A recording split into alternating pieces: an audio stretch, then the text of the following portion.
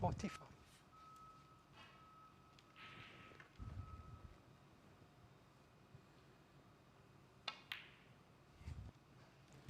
46.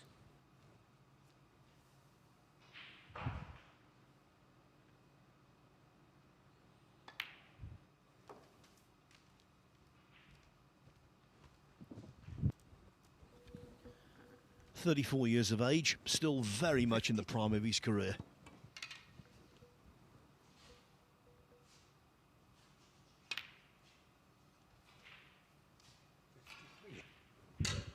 And he's been a tournament winner now on the Pro Tour for 11 years. Broke through by winning that maiden ranking title at the Shanghai Masters in 2015. And ever since, he's been a threat in pretty much every tournament he's played in. Yes, 59. He's had few difficulties, we've outlined those, but I think when they are ironed out, he will again become one of the men to beat.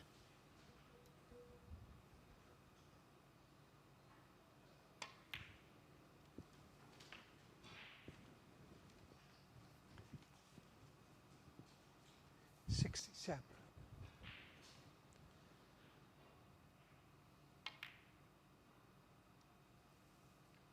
68.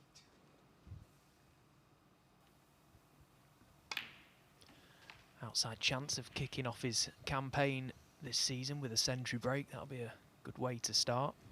74.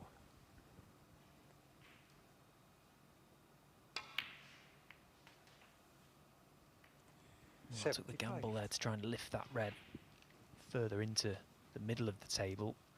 He's got a chance at this ping. I just wonder if he could, well, can he screw and avoid the black? No, he's going high, so might be the double.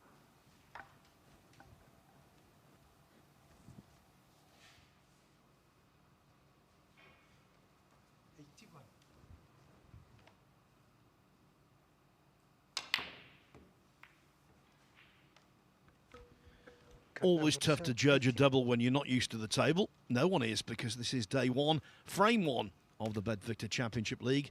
And thanks to a break of 81, Kyron Wilson makes a crisp, clean start. So the first frame on table one, very different to the opening frame on table two. Hardly a ball has been potted there. That's Zusur against Craig Steadman. In fact, one ball has been potted. And that remains the case.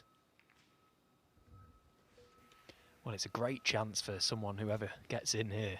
Good scoring opportunity this now. Look at those reds. That is a disgusting frame one, isn't it? Let's be honest. Neither players will be happy with how this frame has gone.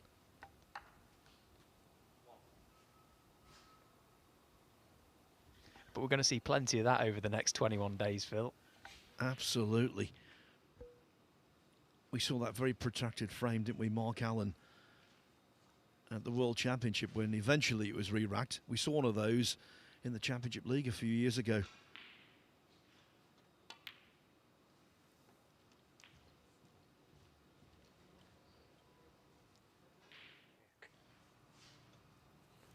The first frame on table one was anything but protracted.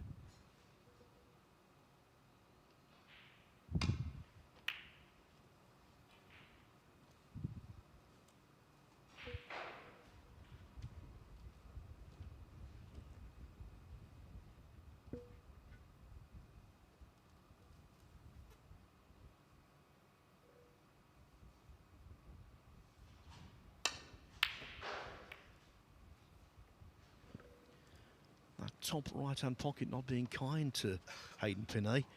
Missed two short-range reds into it, and now a red from lengthier range. Yeah, it's quite clear, I think, from what we've seen so far of Hayden Pinney in just a frame and a bit, that perhaps after his defeats in Q School, practice wouldn't have been at the top of his priority list. You know, the disappointment getting over that will take some time. And actually, where he's ranked on the top-up list, he wouldn't have been sure if he was going to get an invitation into this event. So the fact he has, he may have just lacked a little bit of practice in the last couple of weeks. Yeah, pro tournament-wise, where he is 14th on the order of merit, I think he'll get a start at the shootout as well. But other than that, no guarantees. But we look as though we're guaranteed to see a good performance from Wilson today. He looks sharp. Yeah, he's knocked a couple of good long balls in. There was a great one in the opening frame, and this is just as good, really, to fully commit and drop that full length of the table from near enough underneath the baulk cushion. That was good cueing. 8.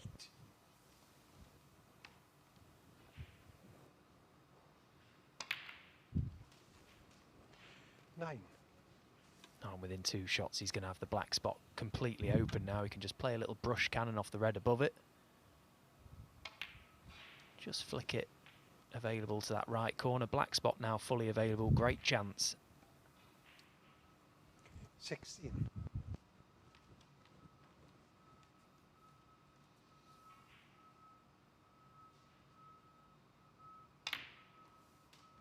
17.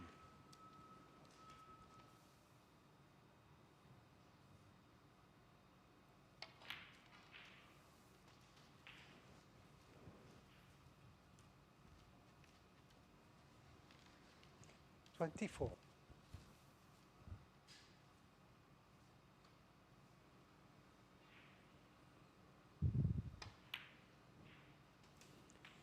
25.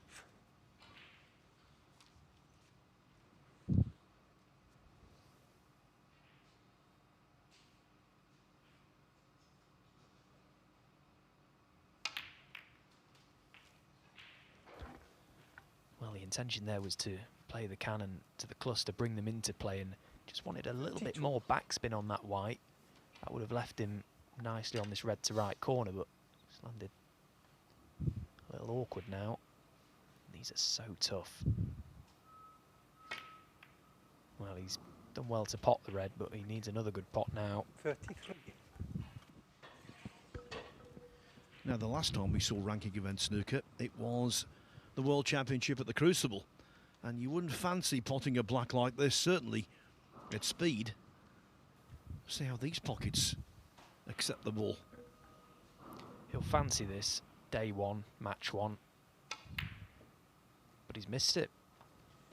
It just shows he didn't really get close to it, but when you do inject that bit of pace along the rail, the pocket does seem very, very small. Yeah, the Crucible on day 1. I agree with you, they obviously do play a little easier. And yet on day 1, they didn't straight out of the gate, so we knew then that the pockets were going to be quite penal. And that's how it proved for pretty much the whole thing.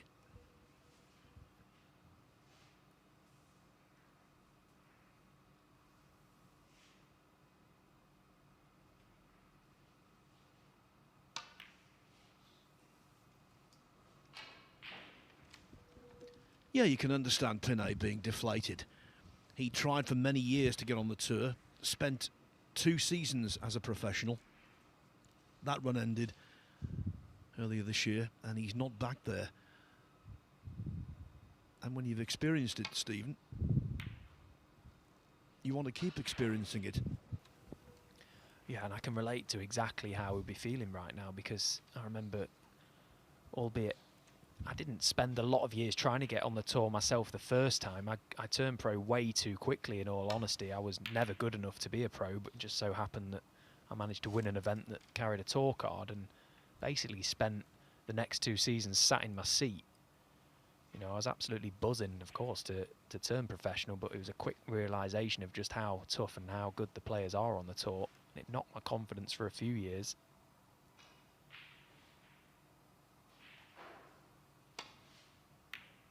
And the trouble is as well, the time goes so fast. Those 2 years, they fly by. You think, you know, it's a long time to do some damage, but the events come thick and fast, and all of a sudden you find yourself in tour survival. It's tough mentally. Yeah, and there's no soft landing, especially with these open draws, because you can get really, really good players early on, time and time again.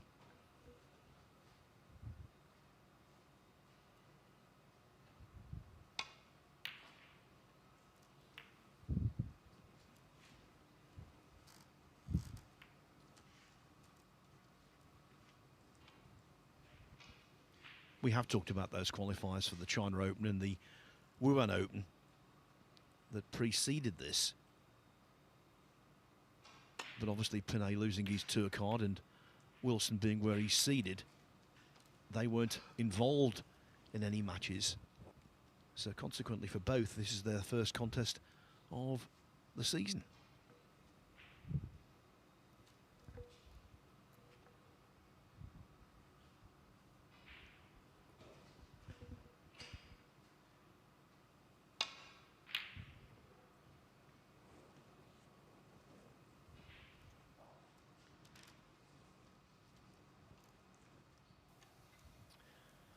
That was half a chance for Kyron to tidy up this table, really. Attempt to pop the red and maybe get on that black, get it back on its spot. Hayden Pinney has got the same chance to do that here. Gets the pot, but he's not on the black. 1.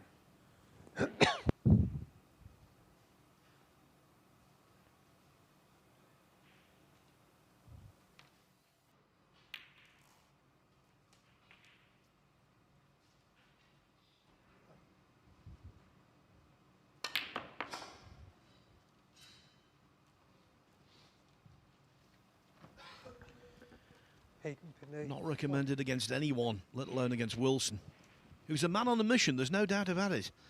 This is the kind of tournament where you come in, you play a day, and then you might not be playing again for a fortnight. He wants to get the job done, make no mistake, get through into the second phase of the event,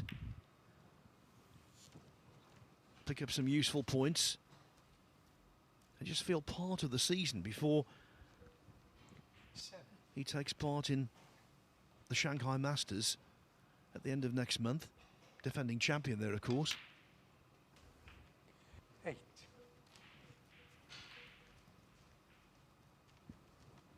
Then he's got involvement in the Wuhan Open and the China Open as well. So his summer's going to be quite packed.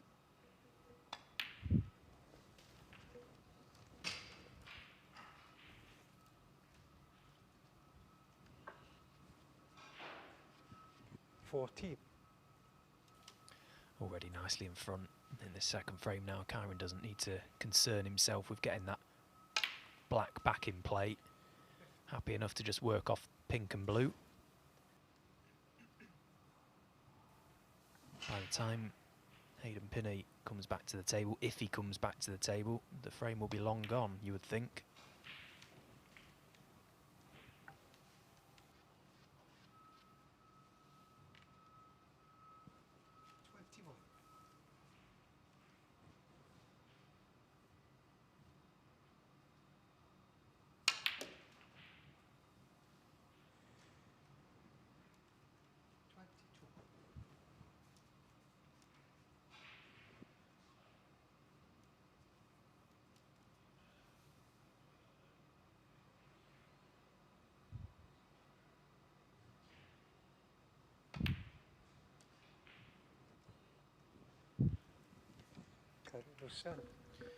Well, he stayed down on that, which is always the indication he wasn't quite sure, but to be frank, it didn't really threaten the pocket. So Wilson's lead is 54 with 67 still there.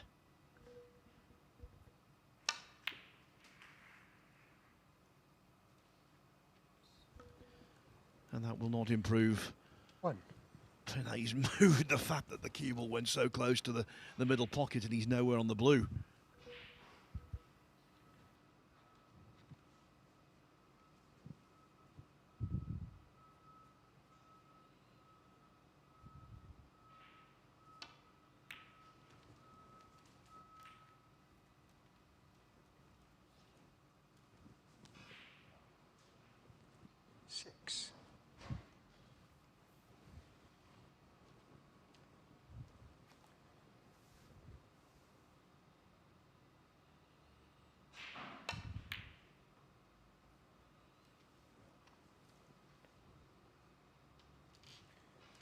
Hayden Pinay, 6.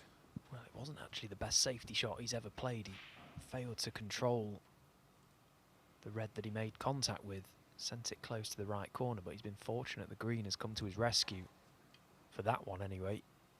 Kyron's knocked in a similar red to this in frame 1.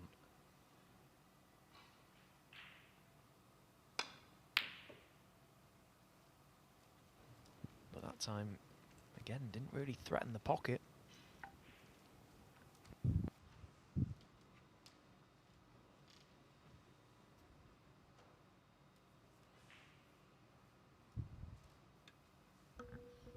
And there could be some life in this frame yet. Pinay playing the correct shot here, getting the one obviously awkward red off the side cushion. Well, he's not getting it off because he missed it completely. What a faux pas. And a miss. 4. Kyra will. Is that a free ball?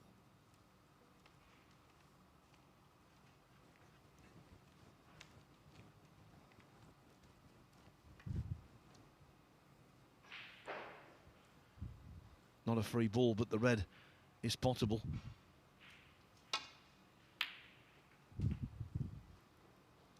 And it was frame ball red. Wilson 53 in front, 51 on, and a snooker for Pinay to come, you would think. Kyra will send 1.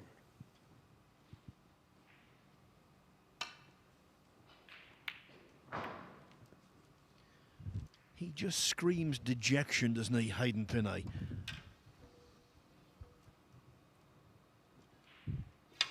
I was thinking exactly that. You know, that, okay, you can kind of forgive perhaps he's out of practice because of what's happened the last couple of weeks, but you can't really forgive the body language that he's giving at the moment. You know, it's a chance for him to get a few matches under his belt and earn a few quid. You know, it's very early stages of the day and the group. He's not filling me with confidence anyway. 1. Frame Well, that conceded. is this frame over. Pinay concedes with Wilson at the table. So, Wilson, nothing in terms of heavy scoring in the second frame, but he wins it just as he did the first with a break of 81. So, Wilson 2-0 up. One more, and he will have made the perfect start to the BetVictor Championship League.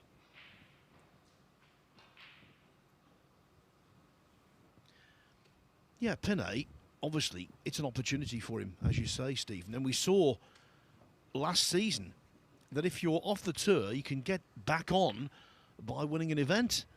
Alfie Burden winning the shootout in such phenomenal style, and he's now back as a tour pro. Yeah, exactly. There's always a carrot at the end of every event, and there's always something to play for. And you know, even if it's just turning up and trying to get some prize money in the bank, you know, the money's good. You know, for the sake of playing a few frames, you'd be down the club practicing. You know, it's a chance to get some valuable match practice and earn some prize money. By the way, we must say that Burden isn't back on tour because he won the shootout. He's back on tour because he won £50,000 at the shootout, and that was enough for him to finish in the top 4 on the one-season rankings, which means he does return to pro snooker, which is what he deserves after that performance. I thought it was an absolutely incredible show.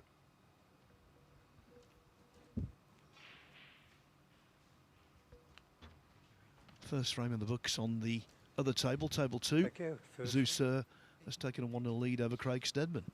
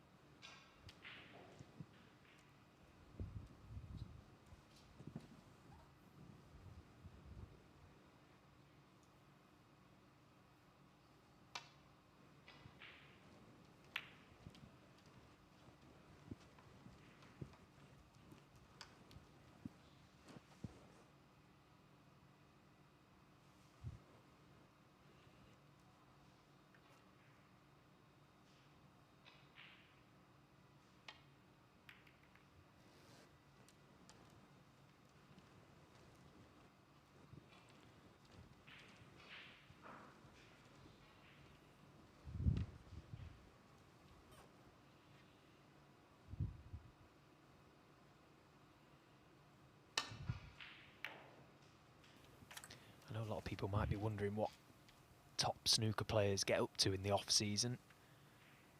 Obviously, it provides a chance to get away from the snooker anyway, maybe go on holiday with the family. But I was just chatting to Kyron backstage before we kicked off this morning, and he owns a racehorse, Phil, and he was down at Royal Ascot over the last few days, hoping to see the horse race. It got pulled out last minute, 2 minutes to declarations. It got pulled out, so yeah, he was looking for a big winner at Royal Ascot.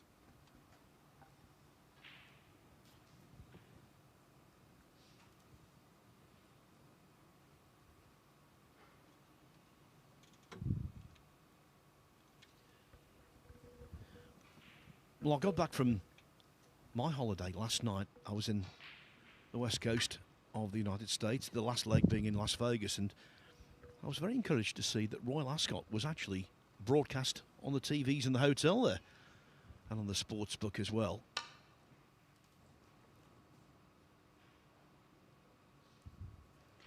Foul and a miss. 4, Kyra Wilson.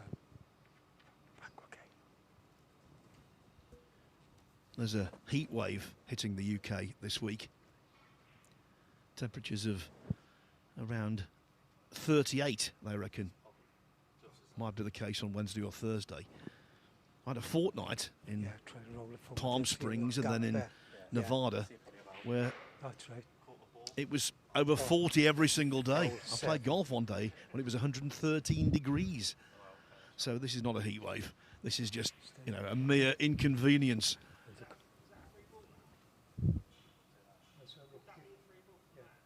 I could position the white, I've got to look at the balls there then, right? That'd be a free ball from there. Let me put it back. Hang on, no, you've touched the white now, John. No. It's under consultation, so it's still got to go back. Oh, even because he's touched the red? Yeah. Oh, okay. It's under consultation. Right. Well, what a peculiar situation this is. I think Hayden has just touched a red in sort of directing referee John Pellew as to where the ball that he could see. I think he's accidentally knocked the red. Yeah, so the red's got Yeah. to stay where it is now, is it? Yeah. No, I could. Yeah, the red stays with Yeah, it. yeah. That's right. John, from there, would that be a free ball then? No, because he's still in play. But because he touched the red, is it not now my decision again? Yeah, decision, but I thought you asked to be put back.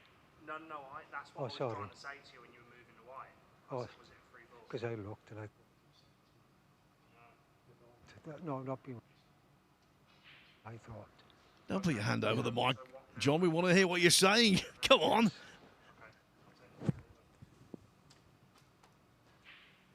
Yeah, I just want to make sure there's nothing I could see through. Do you know, it's interesting to hear both sides of this, but I don't know the official ruling, to be honest, because, I mean, when has that ever happened before? But Brown ball.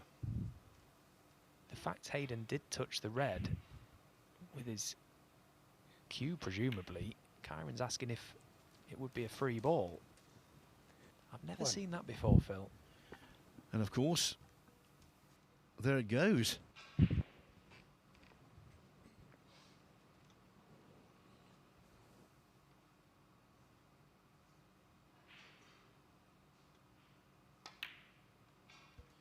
Well, for Pinay, what a way to lose the frame and consequently the match this would be. Bear in mind the way he lost the previous frame when he tried to get that red off the side cushion, playing safe and missed it completely.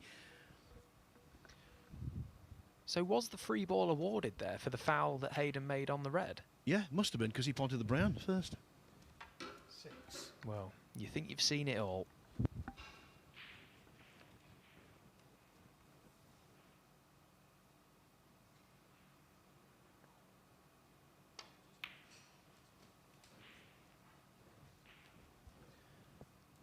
Our wonderful Dorothy Neal has told us that we will get to see a rerun of that very peculiar incident. You're right, though. You assume in this game, because obviously there are, you know, certain limitations on a 6x12. You assume you've seen it all, and You never have. Look at the black that Mark Allen missed at the World Championship. You still can't quite digest that.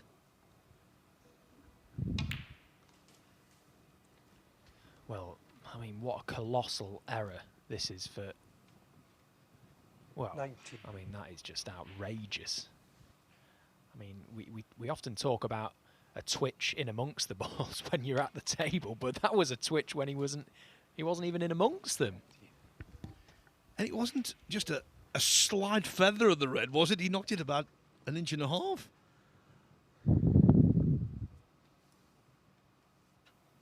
Well, this is a game to forget for Hayden Pinney so far, that is for sure.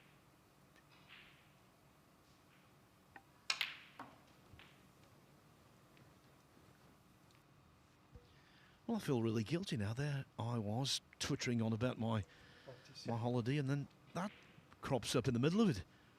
Who would have thought? Who would have thought?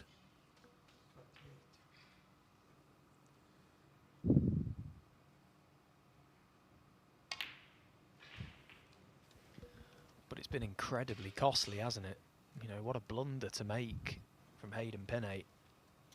He had 35. the cue ball was basically being replaced for a second attempt at the two-cushion glance and getting out of the snooker, and the fact he caught the red, the foul was called. You know, I'm still not 100% on that rule because John was still replacing the cue ball at that time, so the white was off the table effectively. Yeah, strange. I've never ever seen that.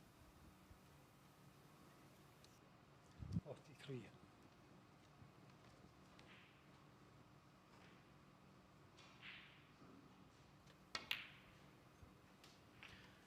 One thing with Wilson, he will be totally ruthless and relentless here because he understands as a Championship League stalwart the importance of not just winning this match, but the fact that he stands to win it 3-0 could be a real benefit.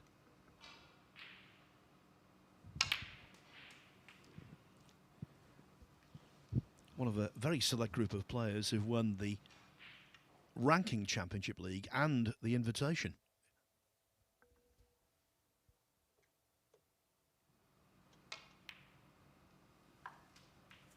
$52. Yeah, won the Invitation Championship League in 2021. The year after he won the inaugural Ranking Championship League in 2020.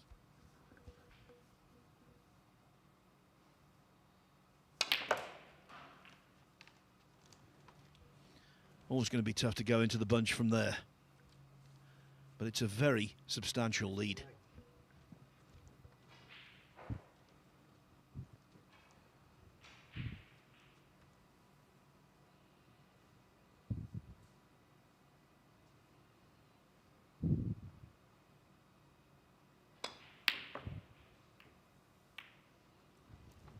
Gary Wilson, 59. Well, yeah, 70 points to the good, but still 91 available. Plenty on this table for Hayden Pinney if he can get something going now.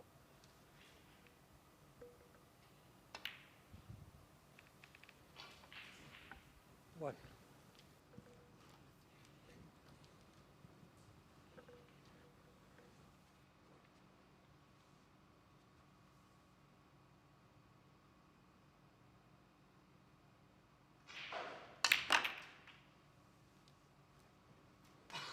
Foul. Don't you just know it? You just know what was going to happen there. It was either going to be the in-off or the red being knocked in at the same time. Just summing up Hayden Pinney's first experience of playing a match on the Pro Tour this season. A very unpleasant experience, Stephen. Yeah, I was just looking. It didn't look a nice pack to go into from the blue, to be honest. That there were two reds that were set close to a plant to this left corner.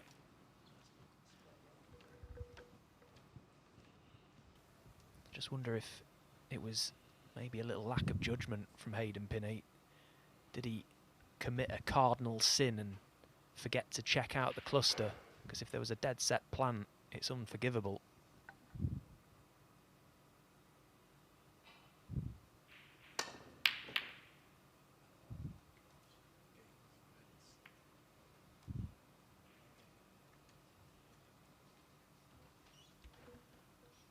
Well, he probably feels like conceding, but of course he doesn't want to do that and risk a £250 fine for conceding a frame when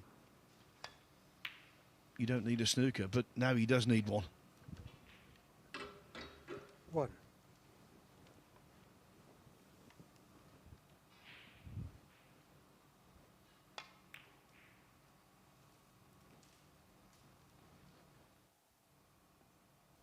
Well, there you see, I take it all back. There was no plan, not even close. The red's gone into another and found the corner pocket, so yeah, confirmed. He's been absolutely cursed.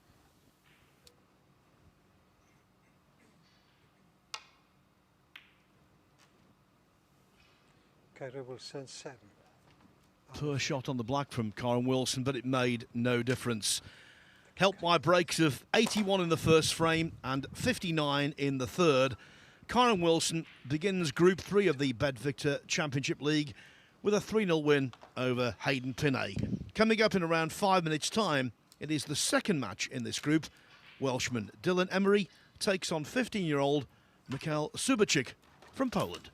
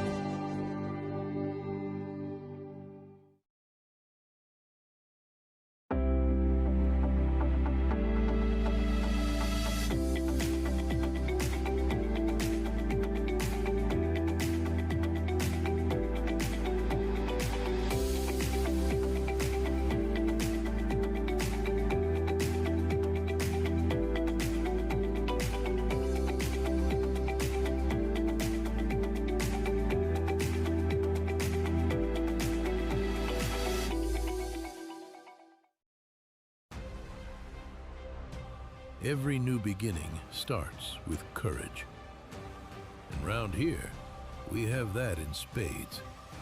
One shot, the break, it changes everything. Made better by pressure. Two rivals at every table. A crowd free to live in the moment. From the four corners of the globe, the greatest players arrive, chasing more than a title. $500,000. 6 days of pure drama and unrivaled tension.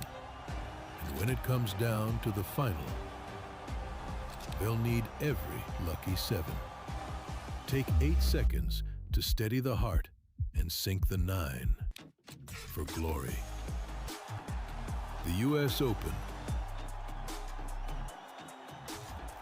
Witness history in Frisco, Texas.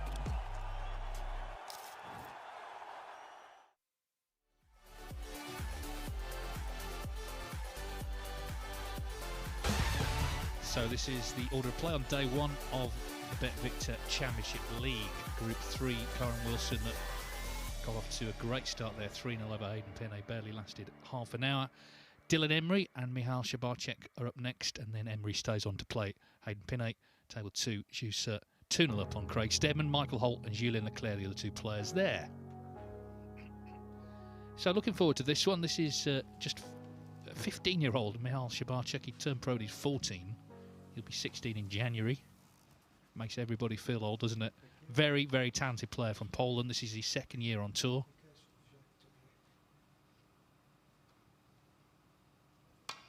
And Dylan Emery, 25 years of age, from Wales.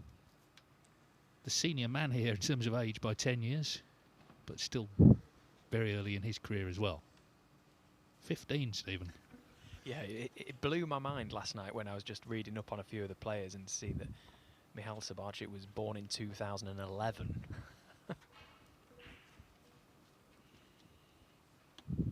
Yeah, it's incredible, really, what he's done in, you know, a short space of time. But he's competing against the big boys now, and you know, it's a results-driven business, and he's got to step up to the mark.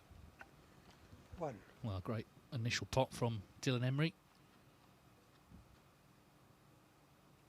Got to the last 32 of his home event, the Welsh Open last season. That was his best performance of the season.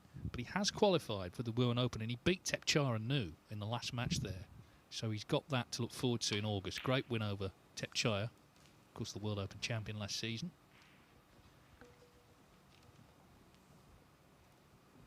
Six. Karen Wilson, of course, already looking like the man to beat here, so it's about putting yourself in the position to stop him. And of course, Emery will play him last on, so that could well be the group decider, just depending on how results pan out over the course of the day. Yeah, this is a big match for Dylan, because let's say if he gets the result here, he takes on Hayden Pinney in the next match, who, let's be honest, look pretty dejected. So it's a good chance to get 6 points on the board and put the pressure on Kyron. 12.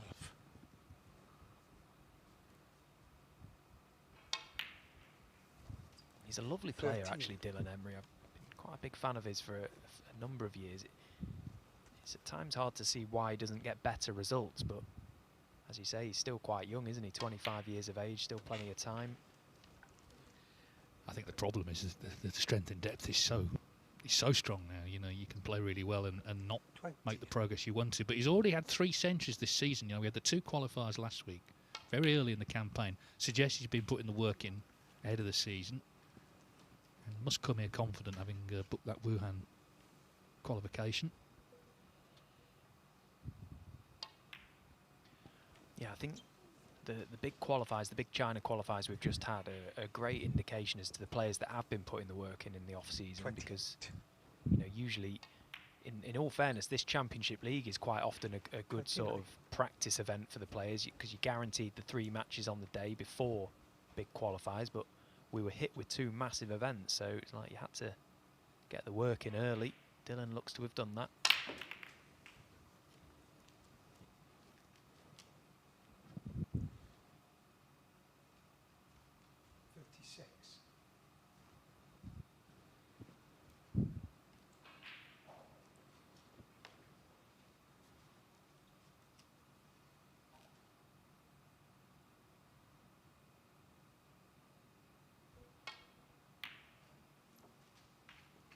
37. And playing in the heat, you know, obviously we're an indoor sport, but it is warm, and it's going to get warmer this week. I mean, what difference does that make? I know it's quite hot at the qualifiers, wasn't it? Yeah, I was quite fortunate in my Wuhan qualifying. The game on the day when it was red hot, the last day, I actually played in the morning, and the table, the conditions were spot on, and I didn't notice it as much. I noticed it a little bit in the decider because naturally the heat was on then anyway, but yeah, a few of the players that played in the afternoon said that it got pretty much unbearable, and that can have an effect. Obviously, it's not nice to be sweating while you're playing. The cue becomes a bit sticky, but also the table itself can play a little bit different, can play tougher. Yeah, I mean, what I saw, there are certain players who, you know, were kind of letting people know it was hot, if you know what I mean. When things were going bad in the match, suddenly it was all down to the heat. But yeah, the fact is, it is the summer. Yeah, there were plenty of flannels on heads, Dave. We saw a lot of that. They'll let you know they're hot that way quite often. Well, this is a pretty warm start from Dylan Emery. He's looking good here. He'd be very well aware of the potential in his opponent. They've never played each other before, but you'll be aware of how dangerous young Shabarczyk is.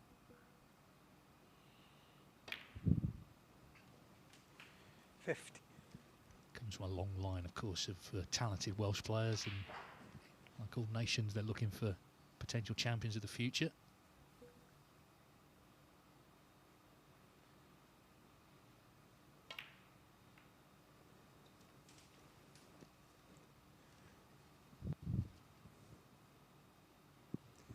Six.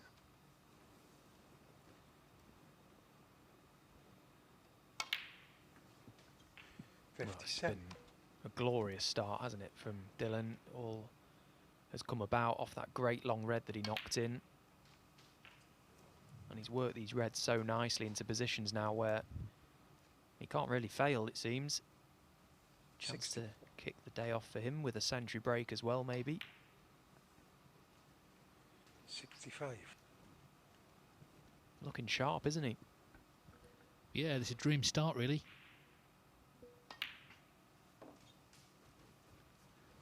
And okay, it's early in the season, but you know, not everyone was at the Crucible. A lot of the guys here, they haven't played on tour since April, so they've actually had quite a long break ahead of the qualifiers last week in this event.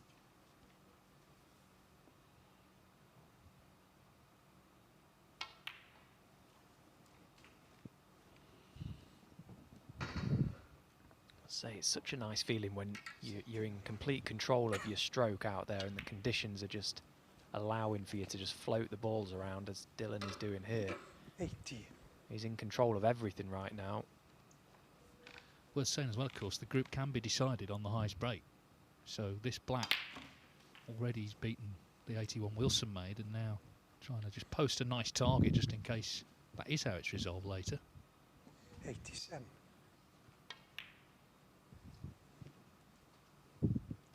88.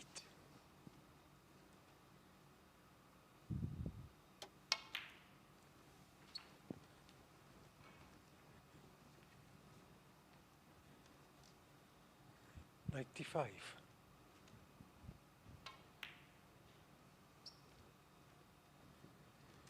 96. So can he pot this black and make the century? It's been a great start either way. Yeah, it's getting better. What a superb way to kick off this match. That's already his full century of the season. 103.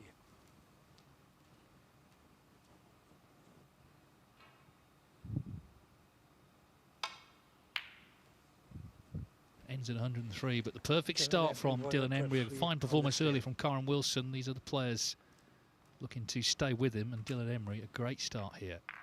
Already 1-0 in front. Of course, it can end in a draw. It's worth pointing out, it can end 2-2. But as I say, if players are tied on all of the metrics, then the high break does come into it. Still 2-0 to Jussa against Craig Stebbin, Michael Holt and Julien Leclerc. With the next match, I saw Michael earlier mention his maximum, of course, first of his career in competition. Great moment for him as we just pop over to table 2. He mentioned it, did he? Well, in fairness, I brought it up, but he wasn't too shy in telling me all about it. And of course, you, sir, missed the final black, didn't he? He was on for one to sort of halve the money. You can guarantee nobody will make a 147 in that event now. Holty is absolutely blessed. Well, I said to him, did you see what sort of black you, sir, missed? He said no, but he said I might ask him later before we play. Apparently, he sort of didn't get great on it. I subsequently found out, obviously, because he missed it.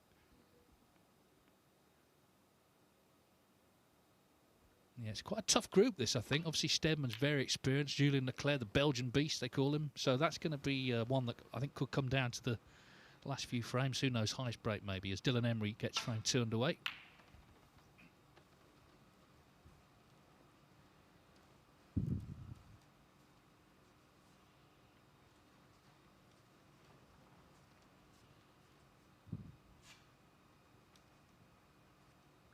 So second season on tour for Shabarczyk. Obviously the number one aim will be to stay on tour, get in the top 64 at the end of the campaign, but there's so many tournaments, you just really need to try and get a run in at least one of them. But he's still learning, isn't he, obviously? I mean, he's 15, so he's got all the time in the world. Yeah, his season last year, it wasn't the end of the world, really. You know, for someone so young, banked around the £37,000 and ranking points with it. So if he can just kick on from that, just try and improve that a touch, you know, he's got a good chance of creeping close to that 64 mark, but maybe more realistically a place on the 1 year list. As I say, he's got time on his side. Ray Reardon, the great player of the 1970s who went on to win 6 world titles. He didn't turn pro till he was 35 because there was no pro game really in those days. So at 15, you know, he's got many, many years ahead of him.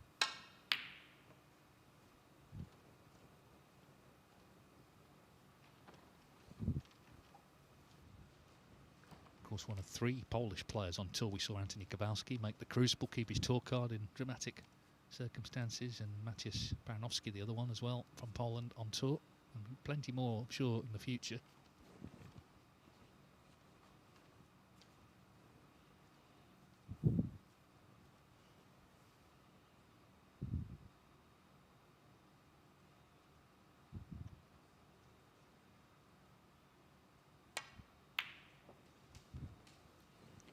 One.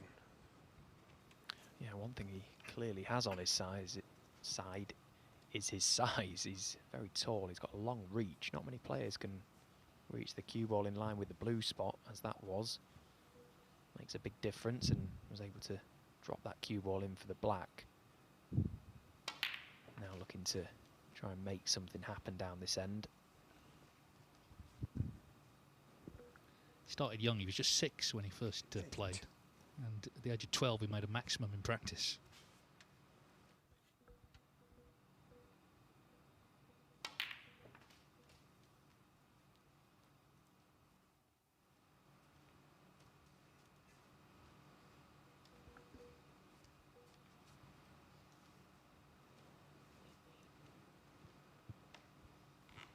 Well, that was the red he was intending to be on in playing the cannons to the red above the black, but seems to have landed a little awkward here. Well, this is nasty business, this red.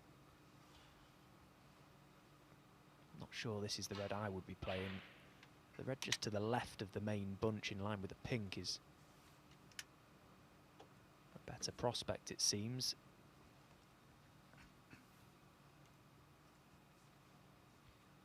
John Pellew was very, very close there in case he was going to play that red, and of course the push shot was very much a potential.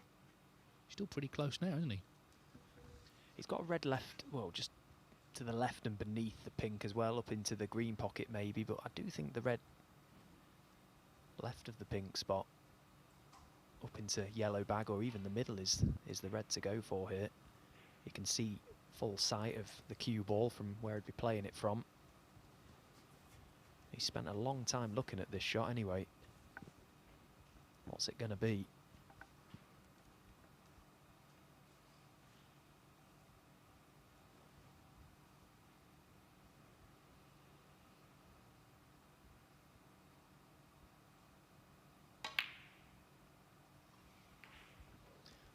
think in the end he just made it a bigger shot than it needed to be. You know, he quickly came to the conclusion that he wasn't on the red to right corner, he was too close to the red to left corner and just maybe overplayed the shot.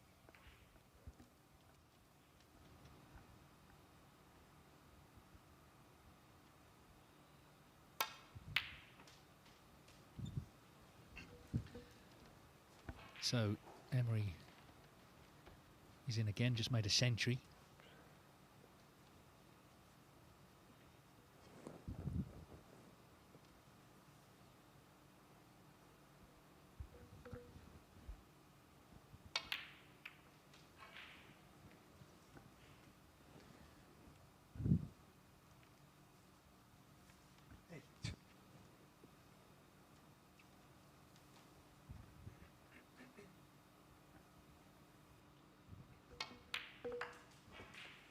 Aye.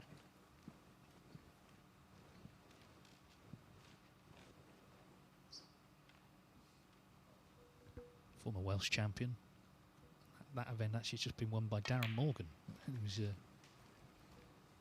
now 60. So for all the young talent coming through, a very experienced player won the most recent staging.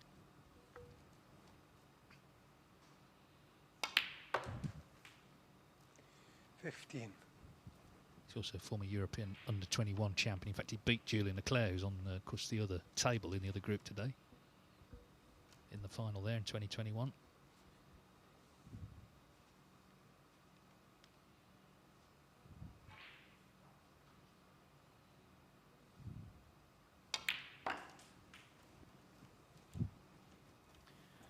The red just right of the black is causing Dylan most problems 20. here. It's just restricting access to it. You can see just looking at floating that cue ball down, but that red is quite a big target. Doesn't want to snooker himself behind it. As soon as he gets rid of that red, it's a clear-cut chance.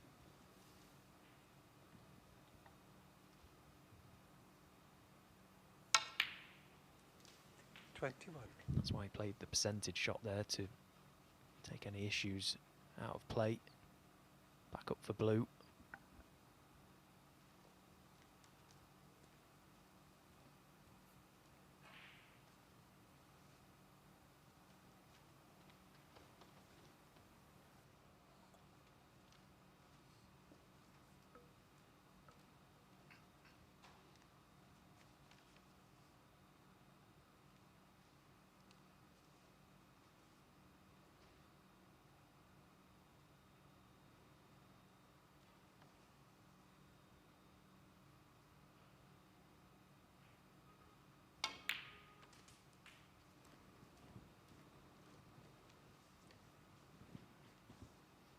Well, that is shot of the match so far.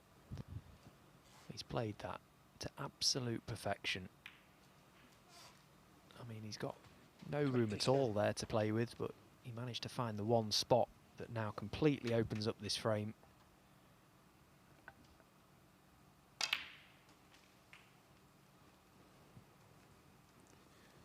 And from what we saw in the first frame, you would fancy Dylan to go on and win the frame at this visit now.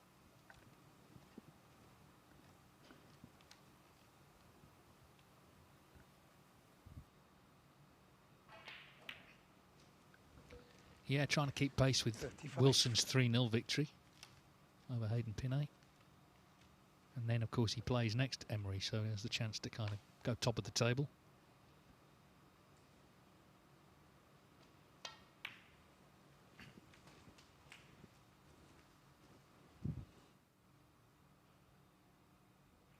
Yeah, I mean, he's got to be so precise here, isn't he? Where this cue ball finishes, and he was. 43. Yeah, it was a bit of a calculated gamble, because if he underhit it and the cue ball pulled up, he would have had a chance to keep the break going at least with the red to left corner, but sort of a chance to try and land on that red to right corner, and it paid dividends. 48.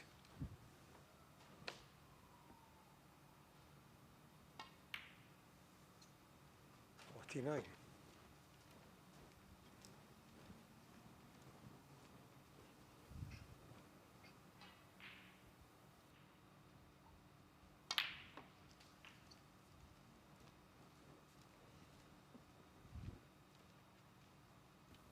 Perfectly played again, didn't look much, but landing low on this red means he can just brush off the others, bring them into play. Nicely back out for the black, and now all the reds available. Yeah, and Shabarchek, he didn't get a look in frame one. Of course, he was in early on in this frame, but missed that red eventually after a lot of sort of looking at what to do to the green pocket. And he's a couple of balls away from going 2-0 down.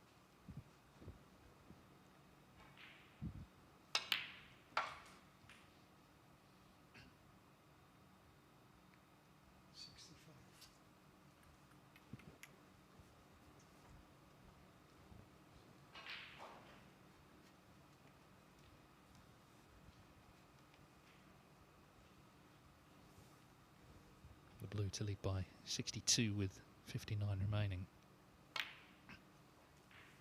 Yeah, and he wasn't too close to it in the end, so there's just a glimmer here for the young Pole.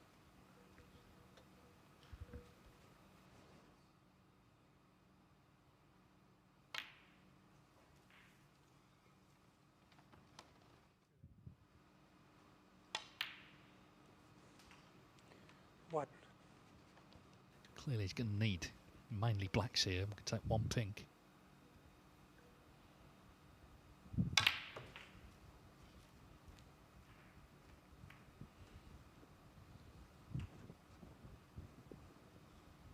Well, he'll be disappointed, and he is. You can see he's furious with himself. That was quite a big mistake to catch the pink. Quite a nice shot to play, coming across the face of it from the side rail. Big area to land on the red beneath as well. Well, he's asked himself a question, but he's responded. That is a fabulous pot. 9.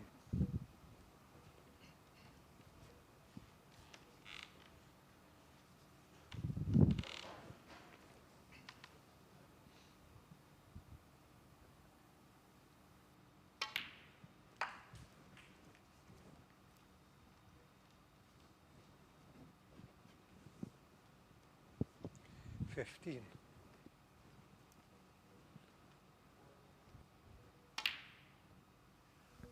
Wow, and then he misses that one. That was a surprise after the great recovery.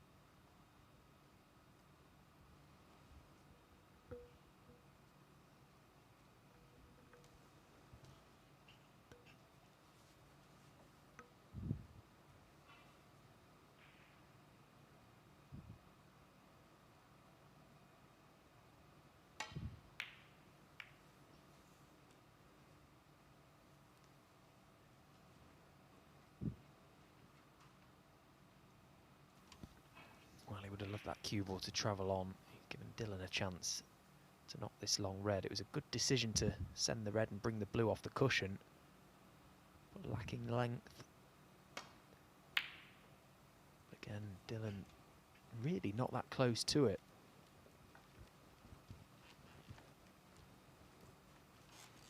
He's still very much in this frame, Michal Sabarczyk. If he can just fight his way to another chance, just be patient.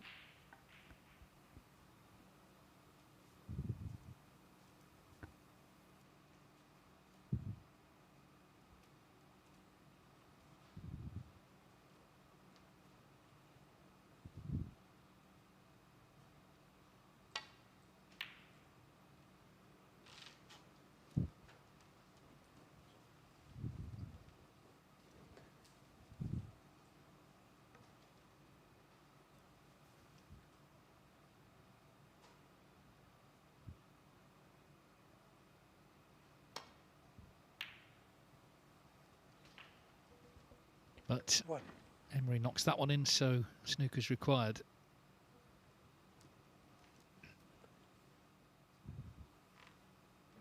Big ball.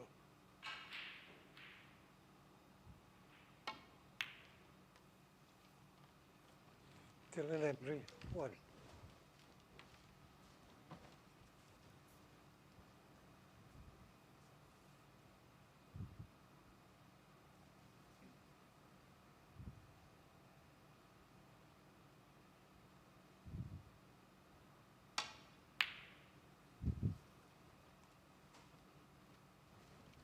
Yeah, I mean, there are some good places on the table for snookers, so it's well worth carrying on here.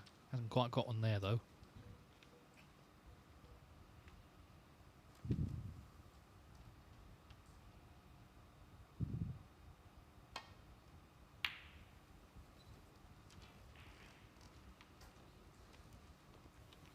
It always mentally feels like a bit of a lost cause when you need multiple snookers in a frame. You know there's an outside chance you might lay a few, but whether or not you get the penalty points, that's another issue.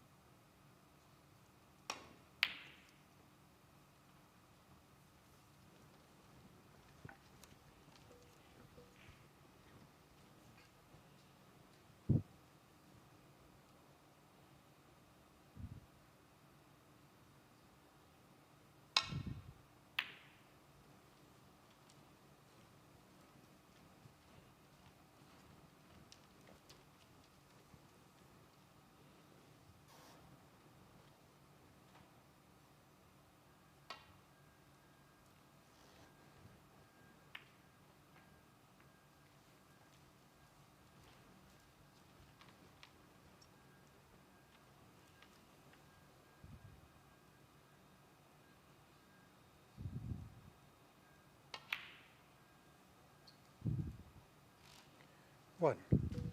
And that is that for frame 2. Not quite as dominant as the opener, but it's gone to the same man.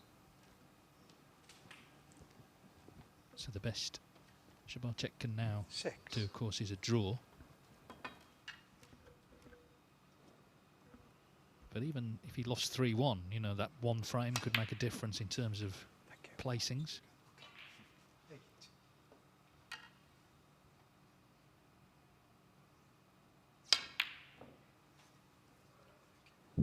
Dylan Emery, 8. So Dylan Emery dominating this match thus far and leads here 2-0. Yes, they say there are no fans allowed in, but he's got one there. It is warm, and it's going to get warmer later in the week. You're playing tomorrow, Stephen. Yeah, looking forward to it. You know, we've had these big qualifiers already, so I feel like the season is up and running. Had a few good results last week myself, so, you know, looking forward to playing again, and it's another chance to get some more ranking points in the bag. And it's an event that I've never won a group in either, Dave, so it'd be nice to actually get through to phase 2, hopefully, but of course a long day of snooker to be played tomorrow. Could be an historic day here tomorrow. We will follow it with interest. Meanwhile, Juice 2-1 up. This, of course, is still the first match against Craig Steadman. They had a very dragged out first frame. You may have seen reds going over to the right-hand side with around the black. But they resolved that, and Juice here looking to get the points because he is the top seed in this group.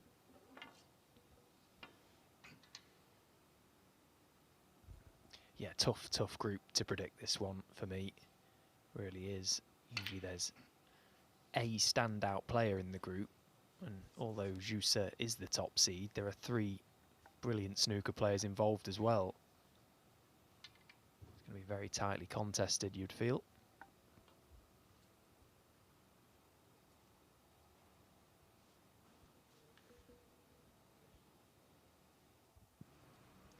So frame 3, Michal Shabarchek looking for better things here.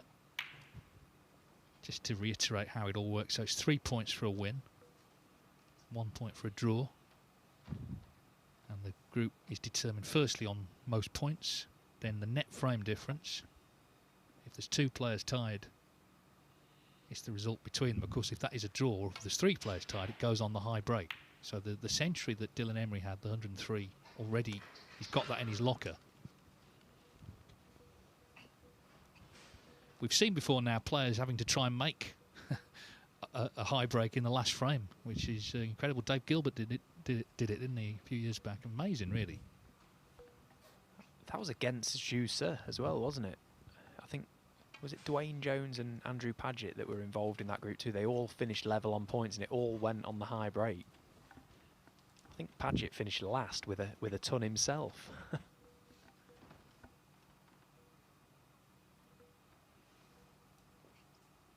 Yeah, I think it's good because, you know, we get so many big breaks these days, but actually in this event they are literally rewarded with potential progress to the next phase. Of course, can, depending on where you finish in the table, make a financial difference as well.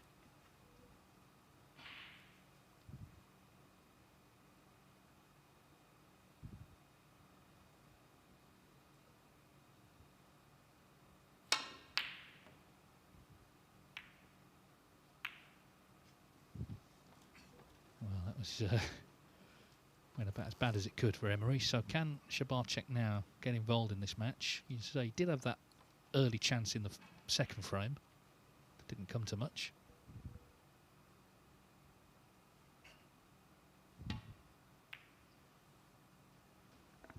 Just needs to get himself nicely in amongst them. Get down this black end and into the heavy scoring zone. There we see from the overhead, the two reds above the black at the moment, they're the issue. If you can remove one of them, that then releases access to the other. So for me, all routes will lead to those reds. It has to. 3.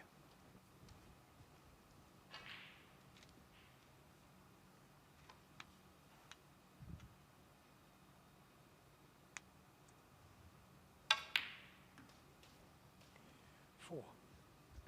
And that's perfectly played. Now he's got to run that cue ball through. Get on the red above the black.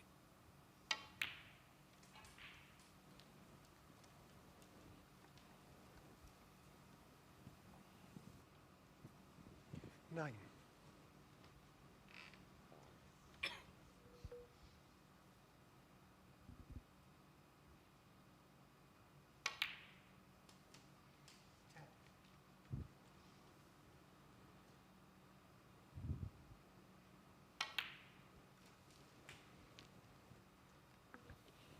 So now, roundabout now, we'll be starting to think about how best he'd like to attack that main bunch. Now, going into them from the blue is not particularly ideal because of where the pink is placed.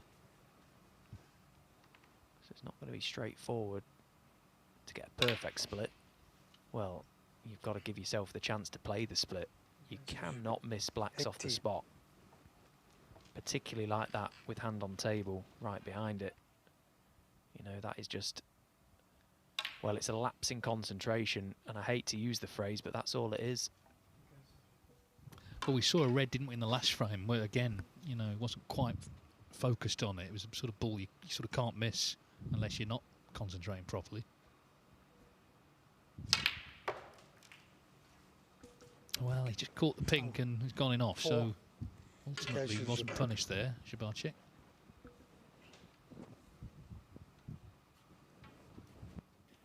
Now, if he stays positive here, Mihal, he's got a chance to play an aggressive safety shot.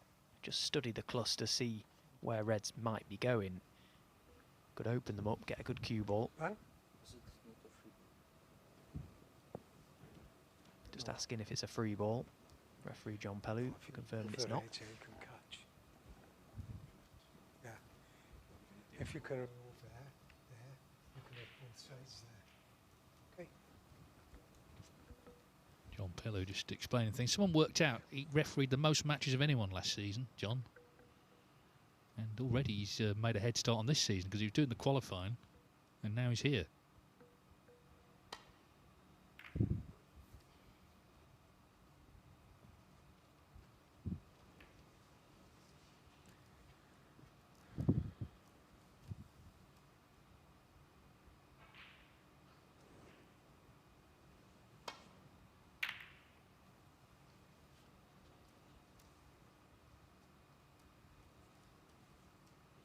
Can be tough days as well refereeing, can't they? That, you know, there's a lot of good matches, yeah, but there's a lot of bad ones as well, I can assure you, and is concentrating for long periods of time. Okay, thank you. course, this event 21 days, Dave. There's a lot of matches to be refereed here.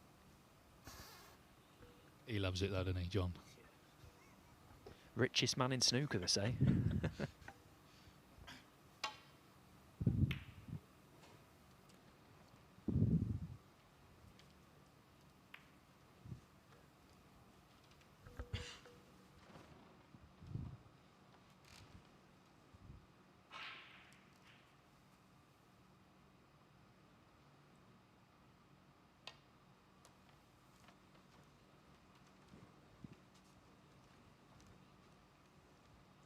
Foul, and a miss.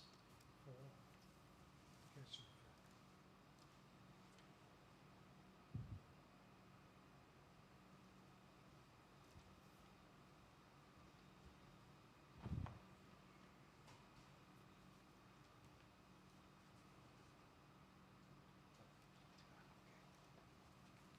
Yeah, if that cue had just rolled on a little, he would have left him on that red. But anyway, yeah, he's had a look. So I'll check and he's asked for the cue ball to return.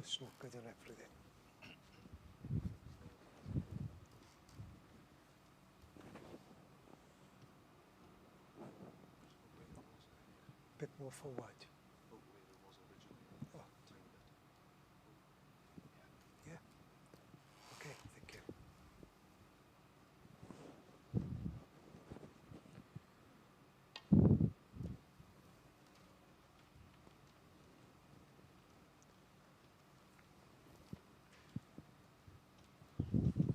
Yeah, made the slight adjustment.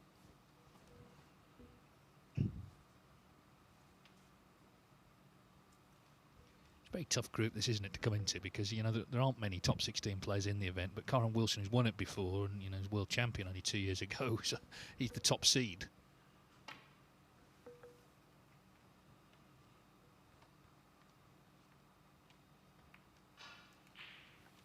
Yeah, from Michal Sabarczyk's point of view, he's got to try and look at this day as an opportunity. It's an opportunity to get 3 matches under his belt again, yes, but it's an opportunity to potentially land a big scalp in Kyron Wilson. They'll be playing later.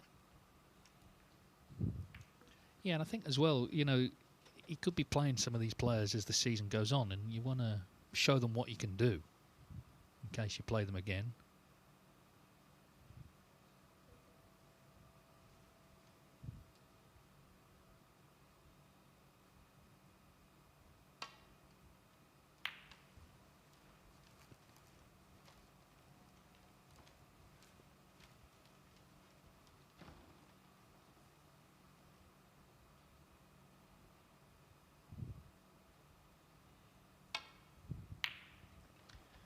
In a way, Dylan has sort of dictated the tempo of this game, and Michal has yet to find any sort of rhythm, even when he's had his chance in amongst them. He's not really shown signs that he's going to take the chance in one visit just yet, and possibly that's come about because of how well Dylan started in this match. Century break in the opener. Just put the pressure on early doors, got him thinking a little more, doubting a little more.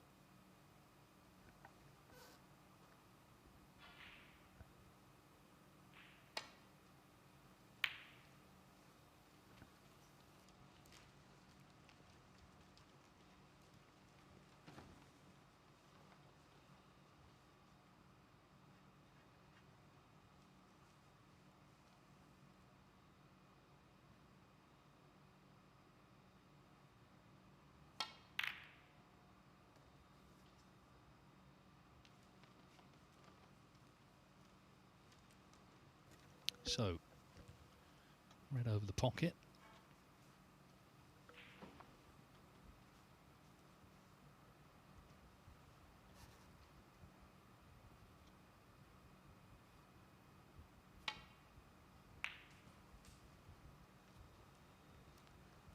What?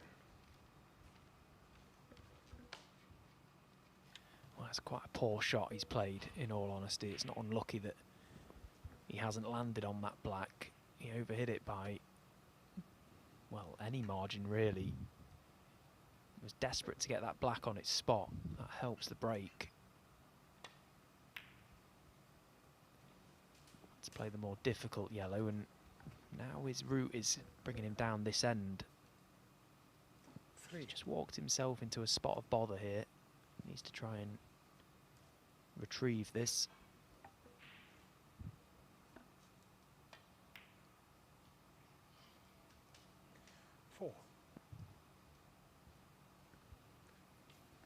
And in potting this pink, it looks that the pink spot is available, so that will then be out of play.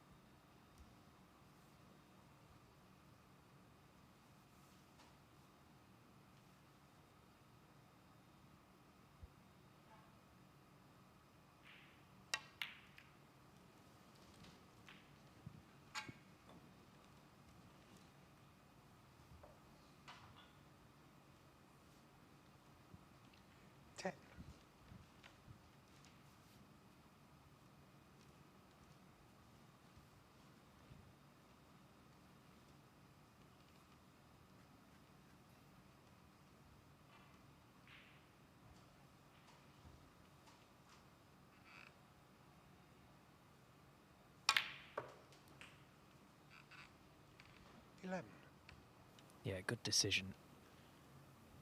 Had to get that black back down this end because pink out of play now. It would have meant going up for the blue each time, which can quite easily unravel. So that's good thinking. And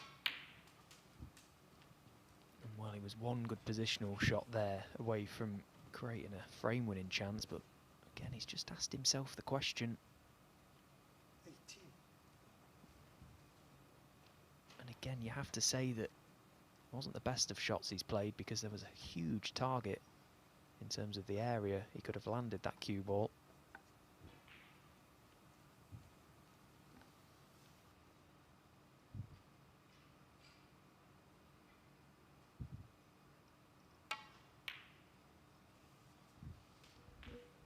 Well, he recovered well because he had to give that shot full attention. There's been a couple in the match that he hasn't. It just seemed too easy, but he had to with that one. And now he's back in business.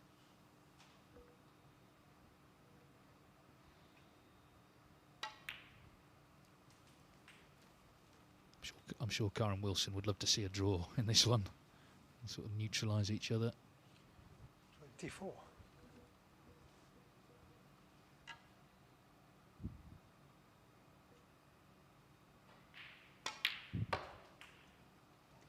$25.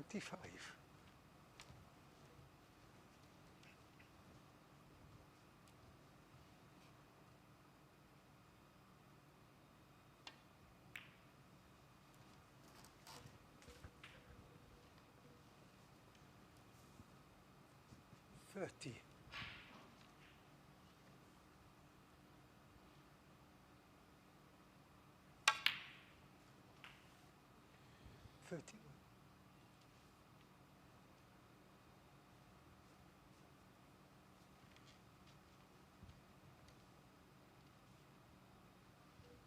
Well, the blue put him 62 in front with a possible 59 on, so this is the ball now. Oh, and it's not there, so not quite over the line yet. This is the scenario that she reversed from the last frame where Emery was 57 up with 59 on. Isn't it amazing how quickly a break can unravel? When you lose control of that cue ball for a split second, you start chasing it around. This wasn't the bad shot. Okay, the miss on the blue was unexpected, but the previous red to leave the cue ball there was the bad shot.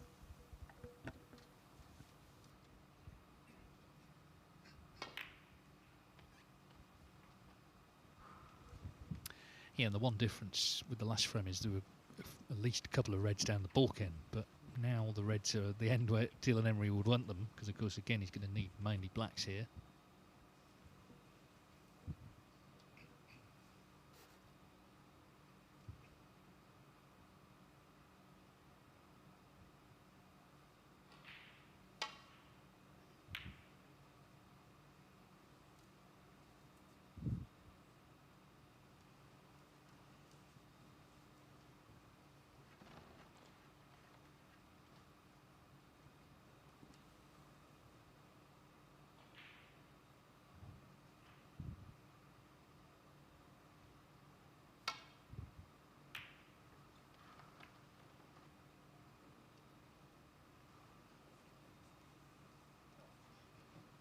Well, what about that for a shot? He's managed to thread that cue ball absolutely perfectly back to baulk and nicely in behind that green. Thank you. He'll be so pleased with the white, Will Dillon, but he'll be a little bit annoyed that the reds have just gone a little more awkward down this end. It's potentially a bigger target for Michal Sabarczyk to try and find refuge, but a fabulous safety shot nonetheless.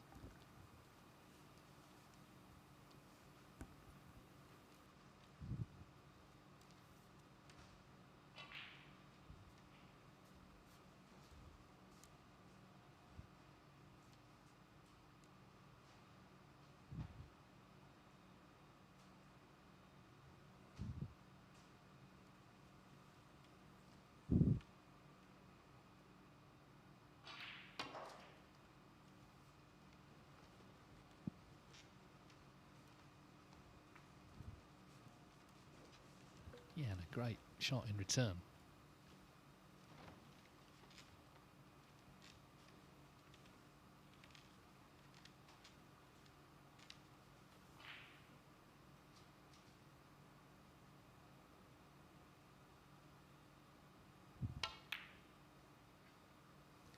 Yeah, not easy along the cushion.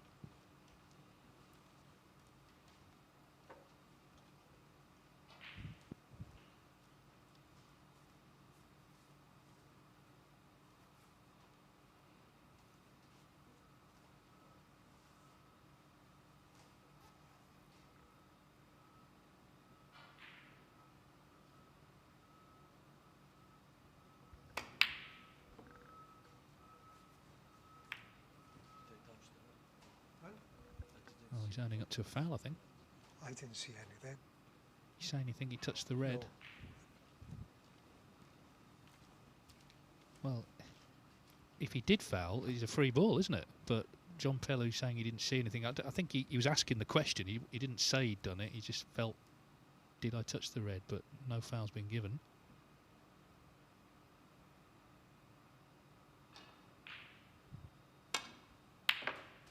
Yeah, actually, I don't think it was a free ball because he could see that red anyway. He's potted it, but he needs this pink in if he can see it. And he's shaking his head.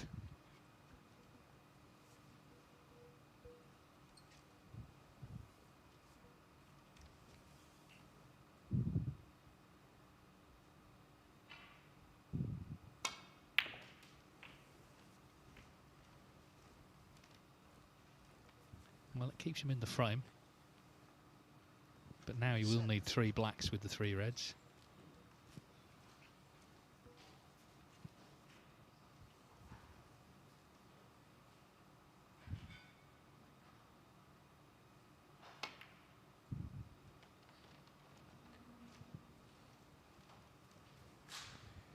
Dylan Henry, 7. Again, another very, very good safety shot that Dylan's played there. So difficult to judge the spin of the cue ball when you're so close to the object ball. I'm just piling the pressure on the youngster now. Meanwhile, we've got a result from table 2. Jus has beaten Craig Steadman 3-1. Next up, Michael Holt, Julian Leclerc. It wasn't actually that long a match. It's just that the Corin Wilson match on this table was so quick. It just felt like it, but it was only sort of 90 minutes.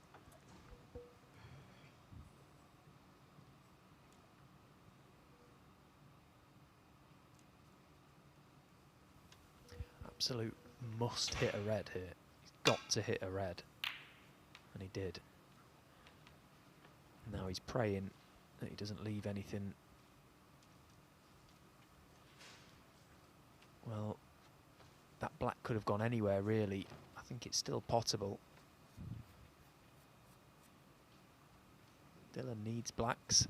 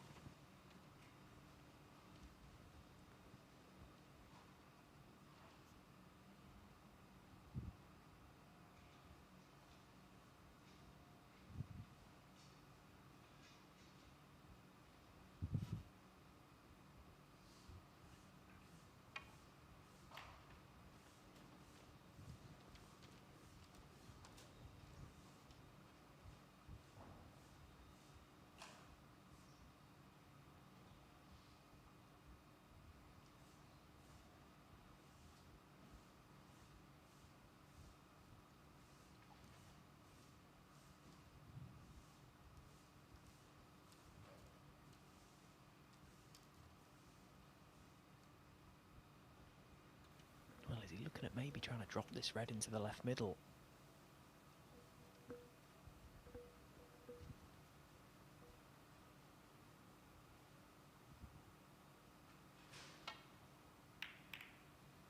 Well, that's a great pot. One.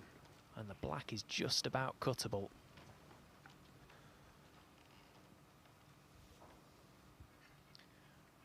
Well, actually, the black, it looks a nice angle, really. If you get the pot, the cue ball almost takes care of itself here. 2 cushions in and out of ball. Good line to get back down this business end.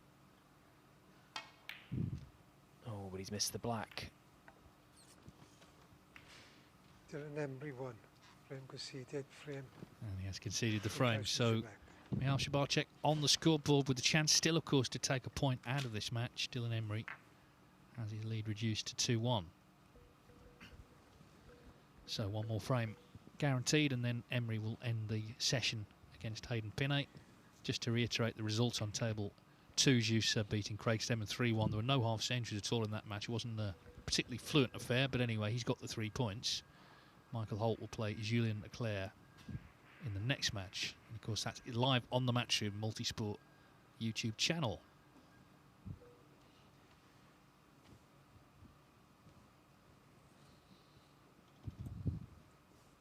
Yeah, it's a long tournament this, but of course the players' maximum amount of days they can play is 3, because there's 3 groups. So if you win this one, you come back in July for Group 2. If you win that one, you get through to the last day, where there are 2 groups, and of course the winners of those 2 groups play a best-of-5 final to decide our winner. Stephen Maguire, the winner last year. So it's a long way to the end, but the players are not here every day, clearly. Well, unless they're commentating, like Stephen. This is the order of play. Just to reiterate, Emery either way stays on. I think it'd be very disappointing now, though, if it ends 2-2, because he made such a good start. He made, of course, the century, dominating frame 2. So big frame coming up, and as I say, Karen Wilson wouldn't mind a draw. Far from it, he'd be delighted. Thank you. Frame. Dylan Emery to break. So last frame of the match, it's either 3-1 to Emery and the 3 points for him, or it's 2-2 and they take a point each.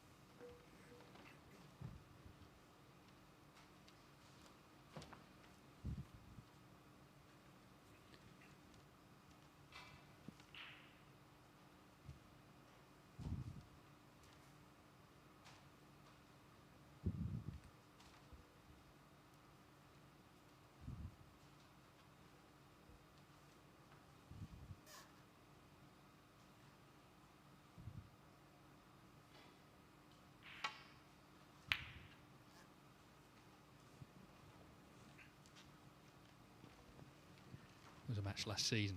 Shabarczyk at 14, the youngest professional, played the oldest, Jimmy White, at the age of 63. Jimmy in the UK Championship first qualifying round, and Shabarczyk won 6-2, but just the 49 years between them.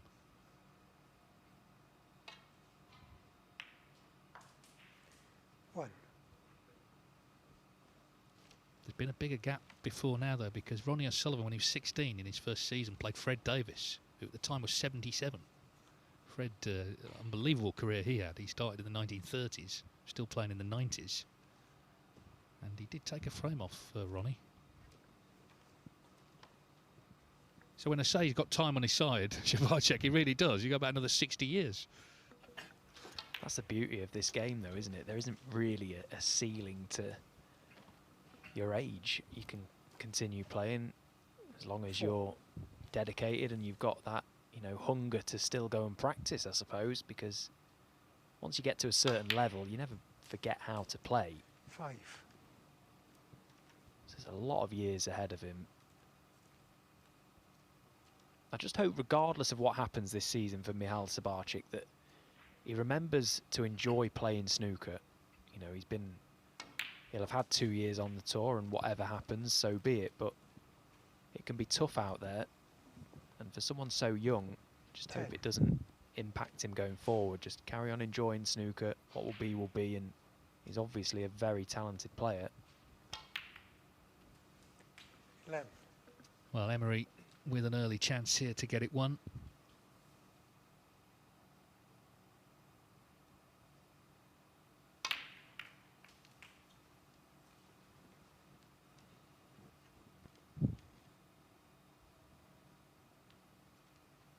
18.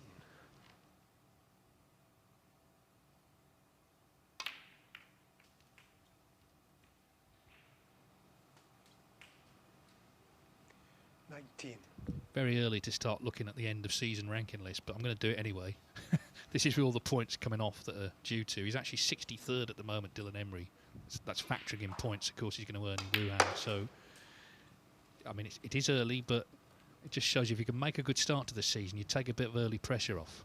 I mean, you're 70th there, Stephen, so you're just outside that little cut-off for 64.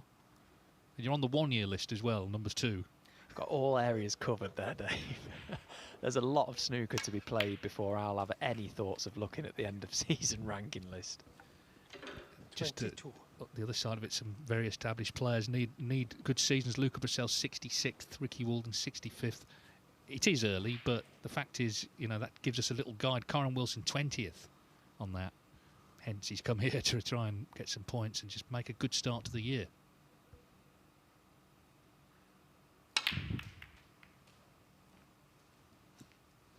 Yeah, and ultimately with this game, professional snooker, similar in other sports, I suppose, it's all about momentum. If you can get on a bit of a run in one event, that can have a knock-on effect to the next. And you know how the tour and how the calendar is structured nowadays. We're playing groups of tournaments sort of back to back, and if you're in good form for that particular week, you can skyrocket, and it can have the opposite effect as well. Well, this is a good chance now to get this one and really end the match as he began it, in a very dominant fashion. Of course, he has lost a frame now, so Wilson will, after 2 matches, be top, because he won 3-0, of course, against Hayden Pinney, but the main thing is to get the 3 points.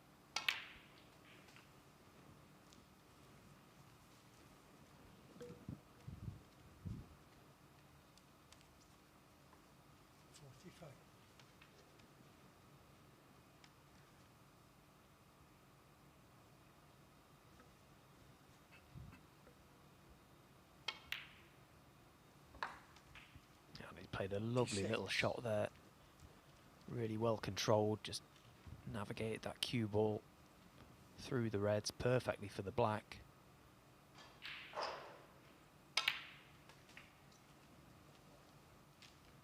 Yeah, I agree with you. I think he's an impressive player, you know, really sound technique. And we've seen some great safety as well in this match from him. So it'll be interesting now he's made a good start at the qualifiers. You know, what he can do this year. Left-hander as well. You don't often see a bad left-handed player, I think. You know, even if they don't play well, they still look good on the shot, don't they? It's very true. They seem to be more than ever as well. Now then, blue to lead by 59, so a couple more reds to wrap this up.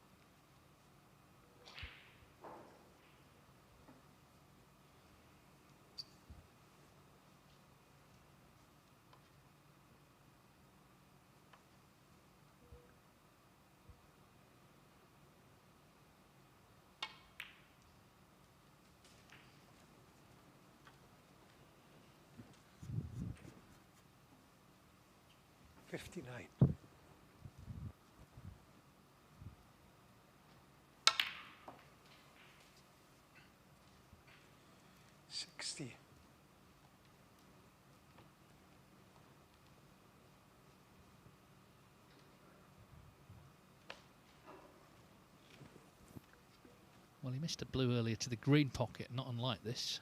But if he can pot this, just needs one more red for victory.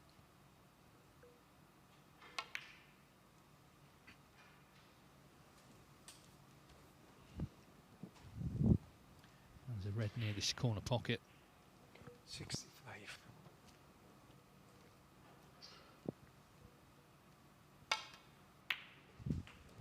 So very impressive 66. conclusion, as indeed it was an impressive start from Dylan Emery. Made a century frame 1, could make another here. Yeah, he does score well. That's what I like most about him. When he gets in, he doesn't hesitate.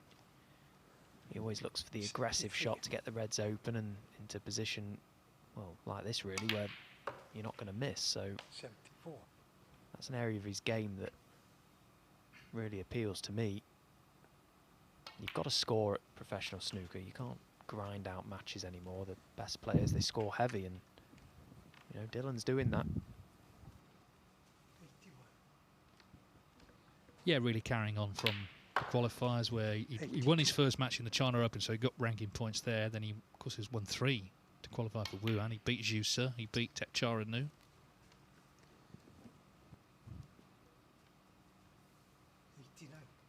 Probably going to have to beat Karen Wilson later to win this group, but it's already starting to look like that last match is going to decide things.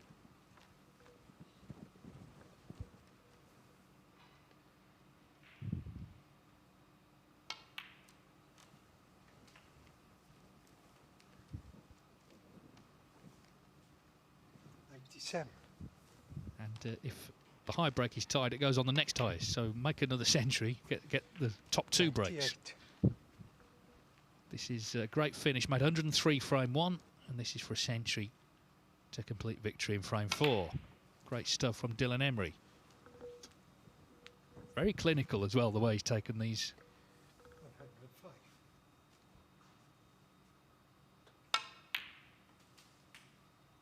107.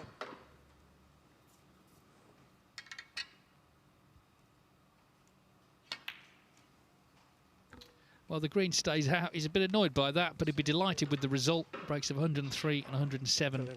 Dylan Emery completes victory over Michal Shabarchek by 3 frames to 1, and he stays on. In 5 minutes' time, he'll be taking on Hayden Pinney.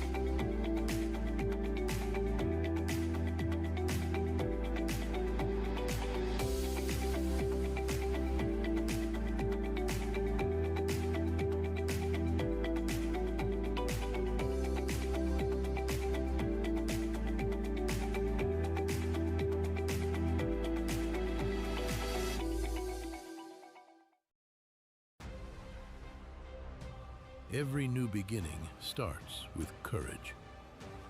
And round here, we have that in spades. One shot, the break, it changes everything. Made better by pressure. Two rivals at every table. A crowd free to live in the moment. From the four corners of the globe, the greatest players arrive, chasing more than a title. $500,000.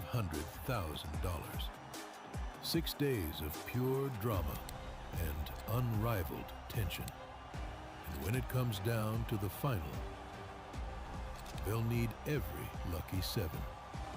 Take 8 seconds to steady the heart and sink the 9 for glory. The U.S. Open. Witness history in Frisco, Texas.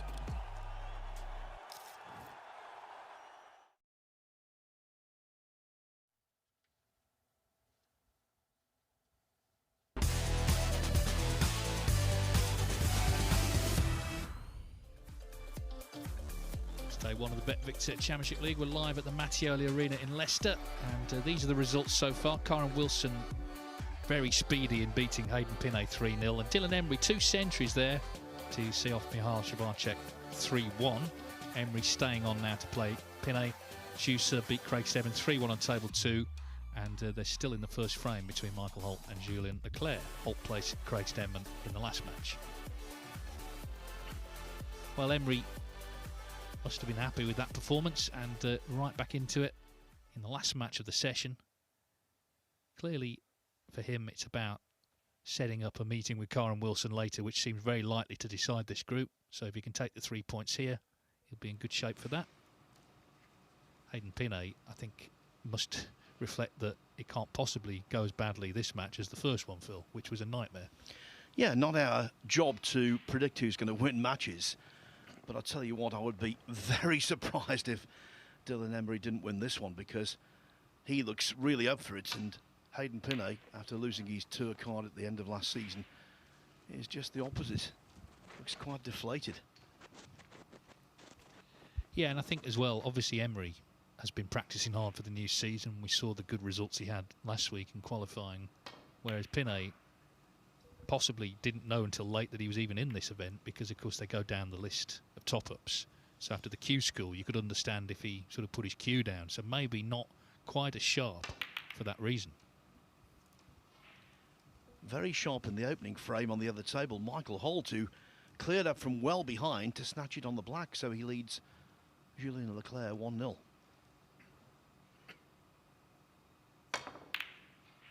Yeah, I was chatting with Dylan before play got underway this morning. He was practicing on one of the tables near our commentary box, and he was telling me that he's got a new cue. He's had it for about 2 or 3 weeks now, and he's very, very happy with it.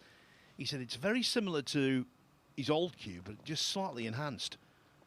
And he's absolutely full of confidence as we see a fluke ball, but it will only be worth 1 point.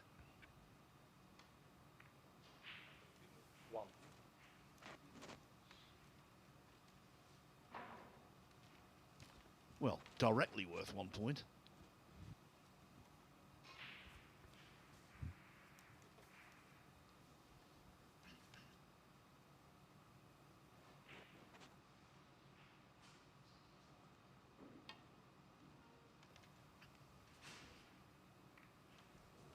Just red first.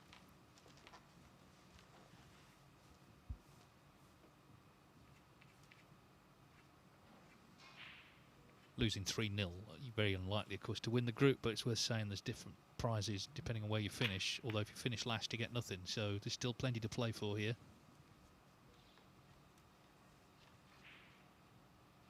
One of these frames where reds are starting to sort of scatter hither and thither, so it might take a bit of sorting out.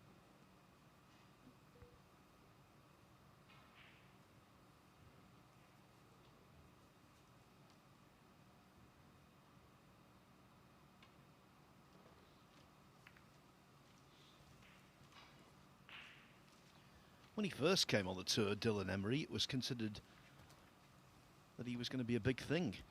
Didn't really pan out, but maybe he's going to be one of those late developers. He's certainly playing some of the best snooker he's produced as a pro. Well, I don't think he was too enamored with that little roll-up. He has left this red to middle. But for Pinet, very little is going right.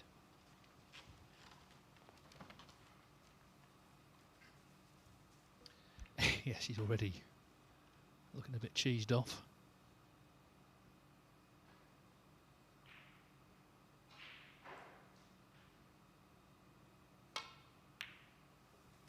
And maybe more so now that Emery pots that.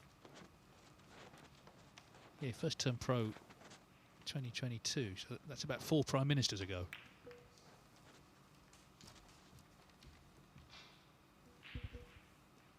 Tired.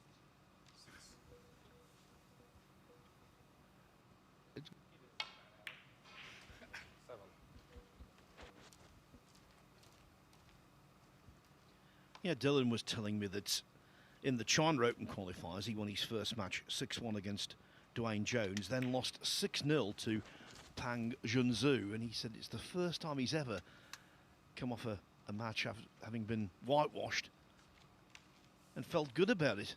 It was just that Pang played very well and things went in his favour. And then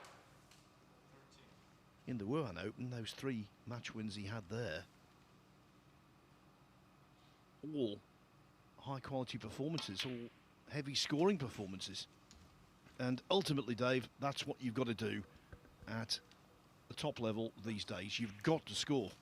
Yeah, and he's had 5 centuries already this season, you know, which is barely even started. So, you know, he made 12 last season, the whole year. He's had 5 already. We're still in June, so that really bodes well. If you can put frames away in one visit, that speaks for itself, really. Young Artem Judgen from Latvia, who we'll see shortly in this event. He had a 1-4-5, he had 2 1-3-6s. Incredible, really.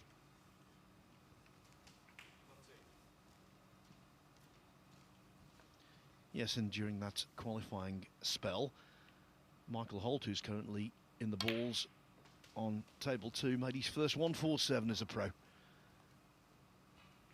So he's won a ranking event and he's had a 1-4-7. Got there in the end.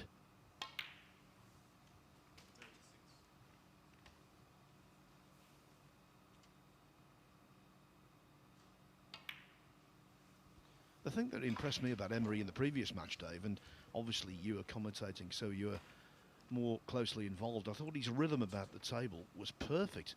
Not too quick, not too slow, just in a really good groove. Yeah, he's also very grounded in technique. You know, nothing kind of can go wrong on the standard shots, if you like. His safety was excellent as well. So, yeah, it's going to be interesting. Already we're kind of looking forward to that match with Karen Wilson later. Looks almost certain now to be the group decider.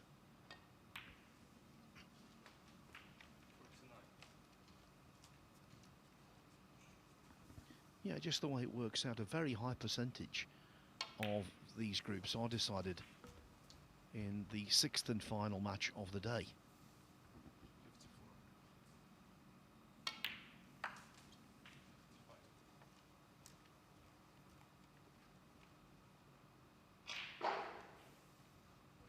So he's going to need one more red here.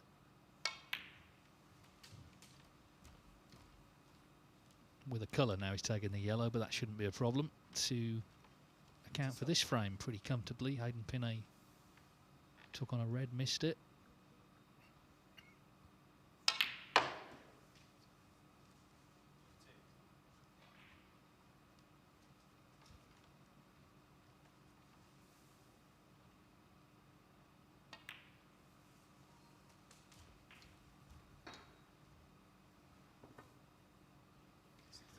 When you think, Dave, all of the scoring he's done already in this fledgling season, and he's the world number 72, the quality goes so far down the ranking list now. Anyone who disputes the fact that there's more strength and depth on the tour these days than ever before, well, you can't dispute it. It just is a matter of fact. Yeah, and I think this is why, in my opinion, 64 now is too harsh a cut-off, because those players are seriously good.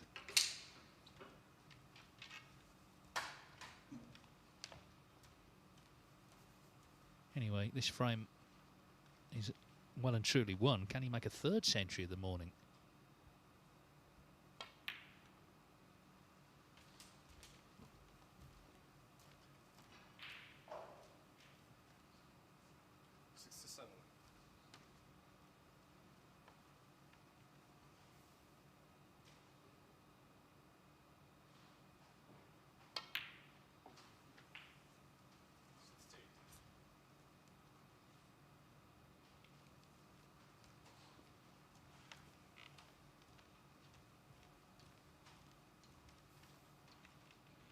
Must just be so nice to bring, you know, the form undoubtedly most of these players have on the practice table into the match arena.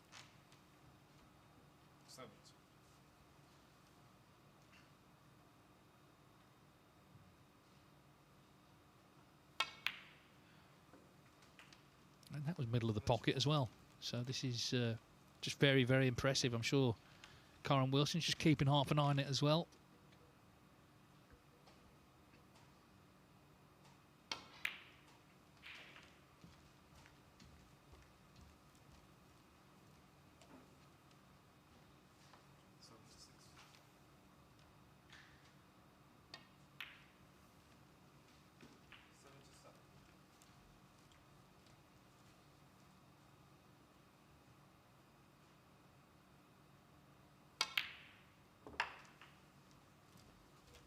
Well, every chance now of a third century so far today for Dylan Emery.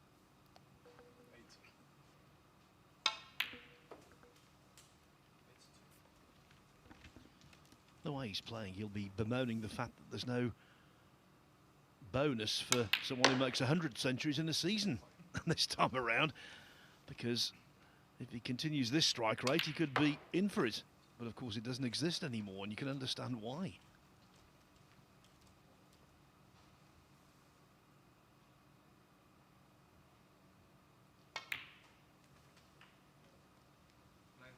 I really think what he did in the Women Open qualifiers and subsequently what he's doing here, I think we're seeing the arrival of Dylan Emery as a force. 3 centuries then in the 4 frames he's won so far today. Very, very impressive from Dylan Emery, trying a little trick shot to finish.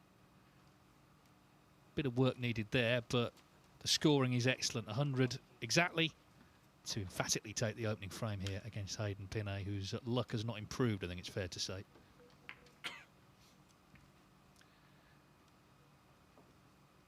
So Emery off and running. This, of course, the last match of the session. They're still in the second one on table 2. Michael Holt and Julien Leclerc. Holt, a former shootout champion, Leclerc runner-up in that event in another year. Michael Holt has requested to play early because he's actually this week off to California because he's got a series of coaching engagements and exhibitions. So it's going to be a fabulous trip. He's going to spend the day coaching local players and then in the evening do exhibitions. So that speaks well of the fact we know he dropped off tour, didn't he, a couple of years ago. And rather than sit around and mope, he set himself up as a coach and he has put a lot of work into it. He's got a lot of clients and now he's going international. So good luck to him.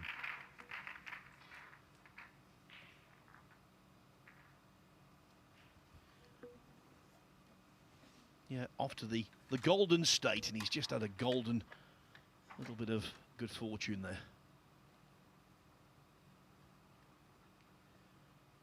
By the way, you were mentioning Hayden Pinney's struggles so far. Well, he scored in that first match against Karen Wilson.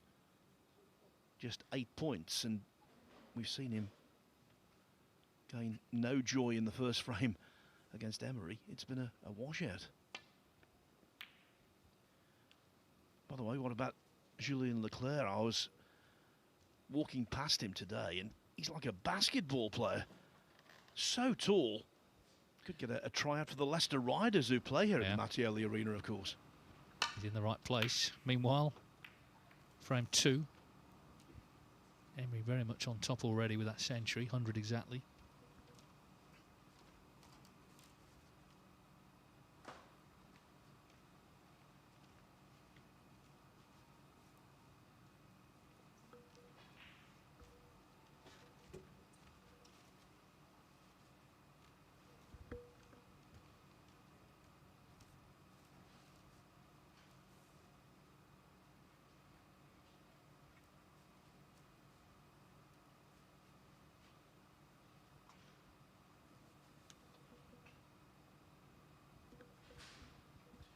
lining up this long red.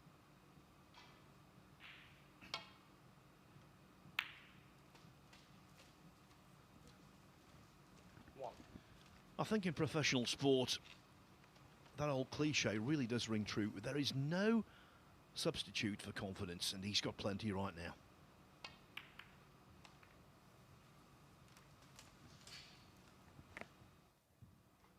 Well, a delightful pot, wasn't it? I mean, you can see the white just off the baulk cushion, dropping the red in for the black as well.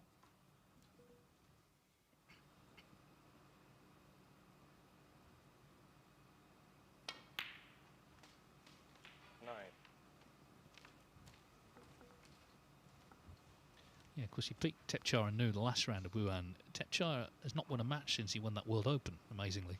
I know it was only March, haven't been that many tournaments, but even so, you know, you think that's a massive springboard to greater things. He's not won a match since. He beat Ronnie O'Sullivan with that dazzling series of centuries, a maximum in there as well. Now, looking to get through the reds. He's missed the pot, though. So, at long last, Hayden Pinney with some sort of chance.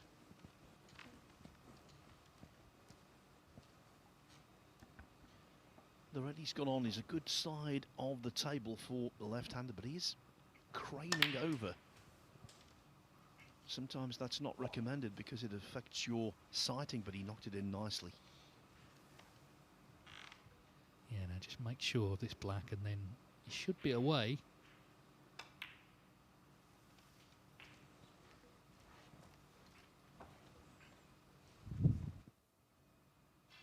Yeah, this is where it went wrong. He's sort of forcing the white through the reds, but didn't pot the ball.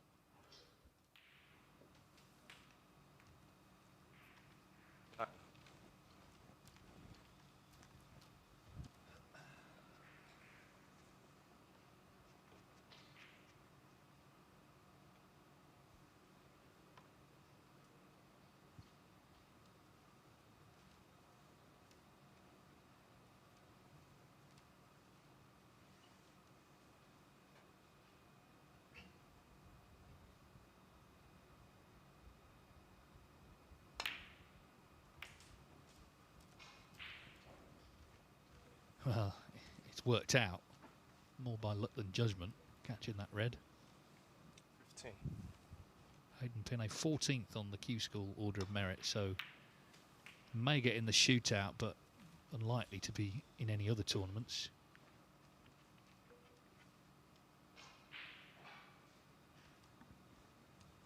Yeah, looks like going to the Q Tour for him and giving that his full attention.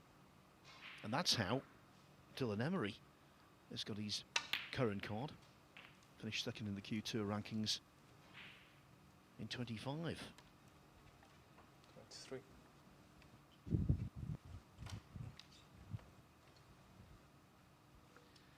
Well, it's just a bit awkward, this.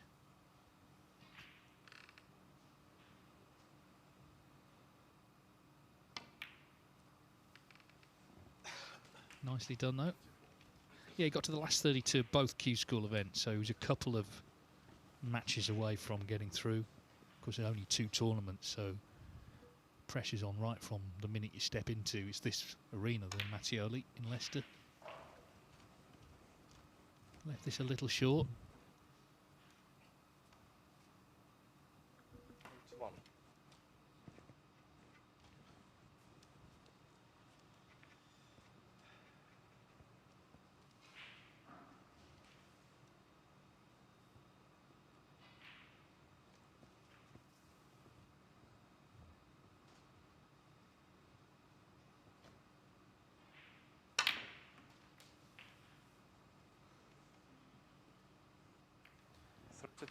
Looking for a thicker reaction off the secondary red.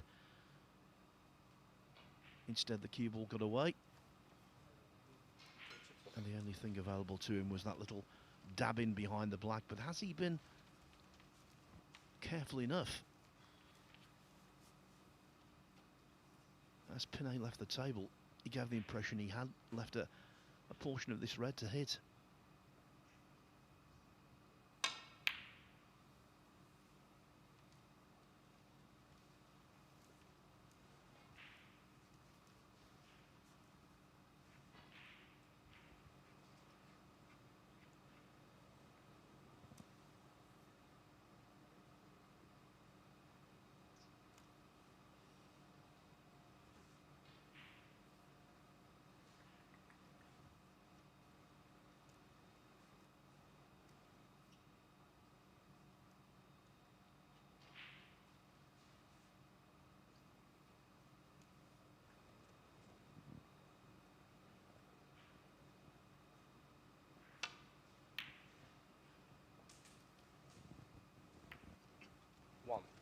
Well, a super pot. He deserved that little kiss, I think. You know, nothing's gone for him today.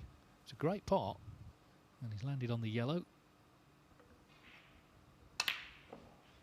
which he's missed. Hard and pinning. You can see he's just down in the dumps, in the snooker doldrums. Lost his card, not playing well, missing balls. As I mentioned in the previous match, he won't be conceding frames early because of that fine that's imposed if you do. But he feels that way. One. By the way, over on table 2, looking good for Michael Holt. He snatched that first frame on the black. Well, with one red left in the second frame, Julien Leclerc needs a couple of snookers.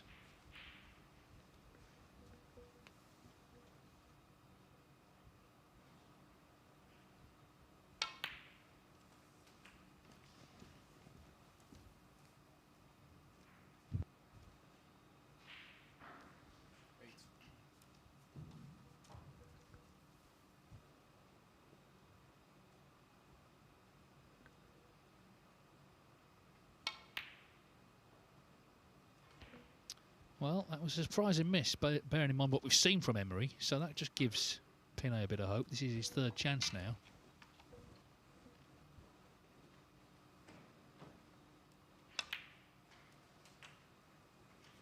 One. And remember, after points, it goes on frame difference, so Emery already, of course, in second place behind Wilson, but, you know, looking for the 3 points here, but ideally looking for 3-0. To match what Wilson did against Pinay, because then a draw might be enough. I know it's all ifs and buts, and we're going to get used to that here at the Championship League, but, you know, if he drops a frame in this match, then it's highly likely he'll have to beat Wilson later. He's made 3 centuries, so he's sort of got the high break boxes ticked already, but it might not come to that.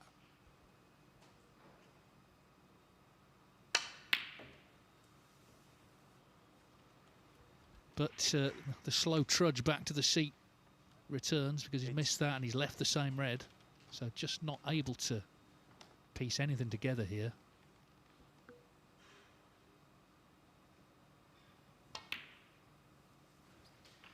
You try and come up with words to describe the way that Pinay's feeling, and I think disconsolate is a good one.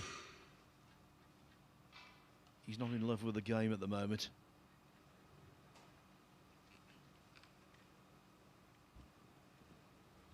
Yeah, and I'm sure he's looking forward to this. You know, it's a result, really, isn't it, to get in the event? He wouldn't have been in it had all the professionals entered, but reality soon starts to hit. But Emery just not able quite to do it in this frame. Yeah, been the sloppiest frame he's played in the group by a mile.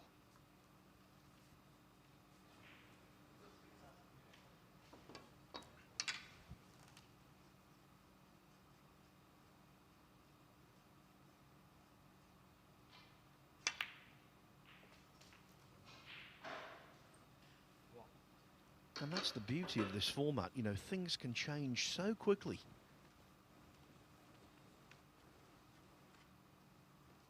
The landscape of a group.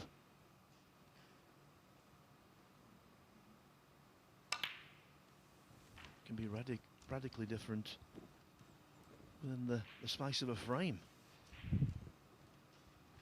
8.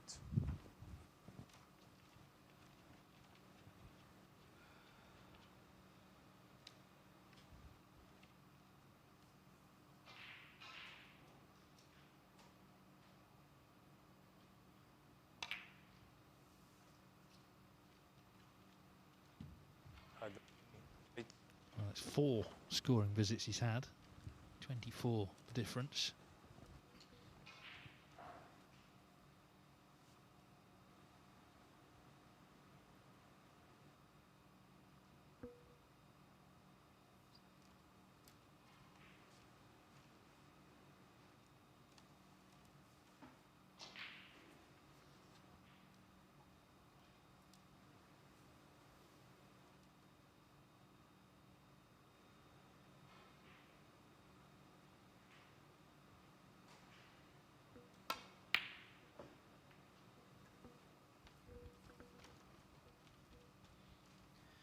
You know, in the back of these players' minds, it's always a comfort to know that if you've got no confidence, it can come back quickly.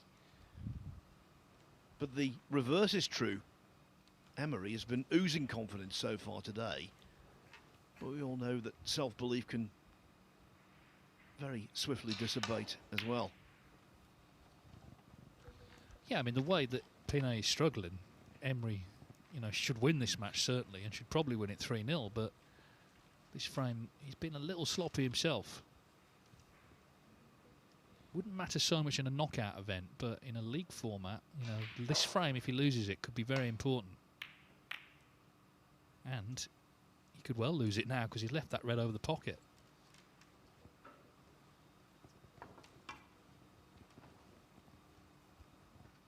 Yeah, you're right. If he loses this frame, basically, Wilson would only need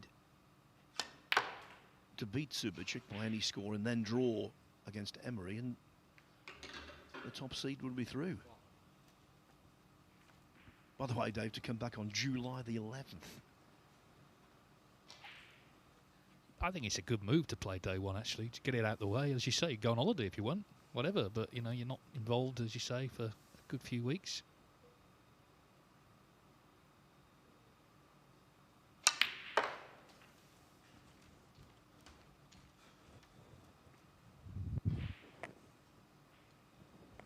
So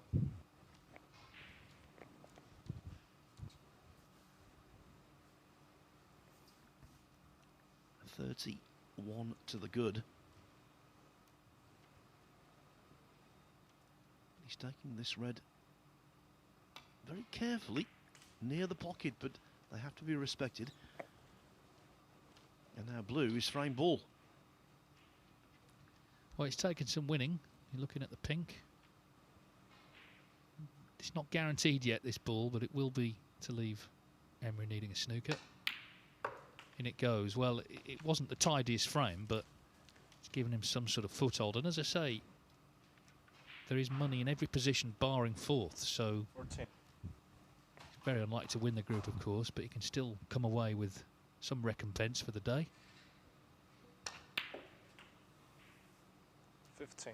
Yeah, consider the way he's played so far and the number of balls he missed. I'm surprised he took on that pink rather than the blue, but now it's in. Even though the black is missed, you can't see him 15 losing the frame.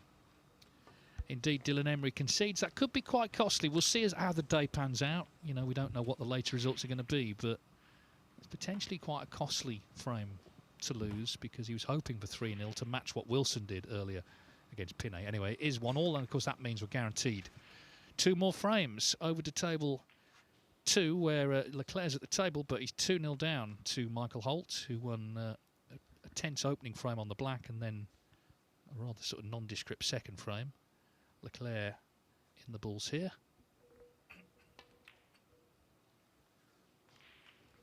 Nice guy, Julian. He came in, I was at the shootout, and he came in our commentary box, just did a few minutes commentary with us, and very good attitude I think he's got.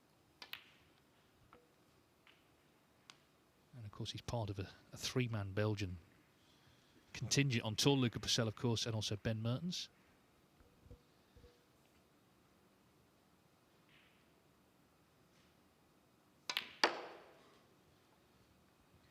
Not one of those players who suffers from the balls running off too often, because he does strike them with great authority. Sometimes he hits them a little too hard.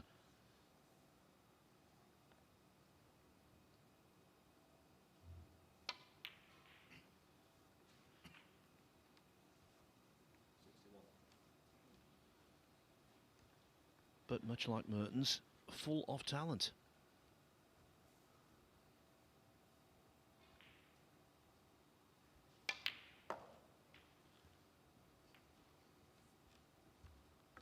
Funnily enough, Dave, the player we're watching on table 1 right now, Dylan Emery, he and Julien Leclerc go back, don't they? 2021 European Under-21 Championship final. Emery beat Leclerc to get his card for the first time. Well, Leclerc needs this blue, and it should be 2-1. And this is a single break, so this is exactly what he was looking for. Particularly after losing that opening frame. He can still get the draw here. The first match 3-1, Jussa beat Craig Steadman. As we go back to table 1, Dylan Emery leads here. Sorry, he doesn't lead, it's 1-all. He did lead and will be disappointed. He had a lot of chances actually in frame 2. Just, if anything, concentration seemed to dip. But I suspect it'll be better now because, of course, he has lost the frame.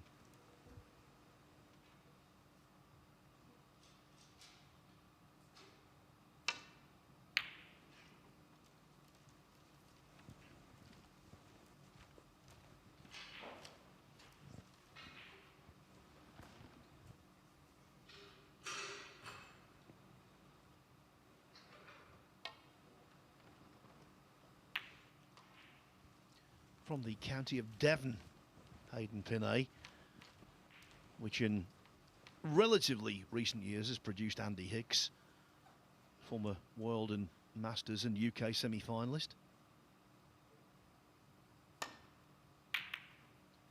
Going further back, it produced a world champion, John Pullman.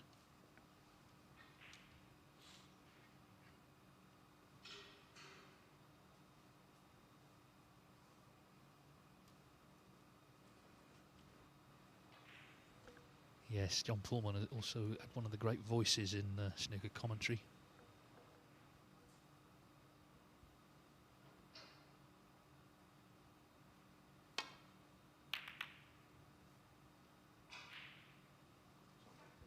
Well, quite how he's made it out of there, I don't know, but that could have been a lot worse, actually.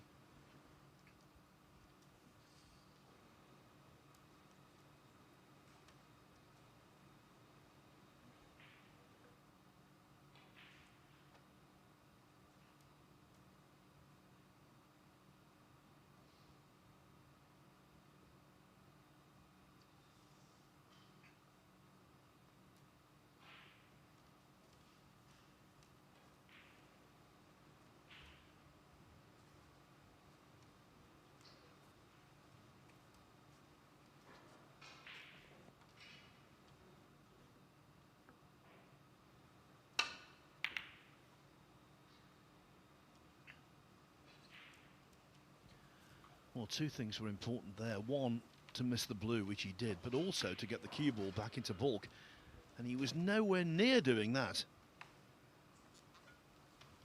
No, he seemed slightly at a loss exactly what to do, but that's not what he was intending. So, can Dylan Emery sort of click back into the earlier form he was in when he made the 3 centuries across the 2 matches?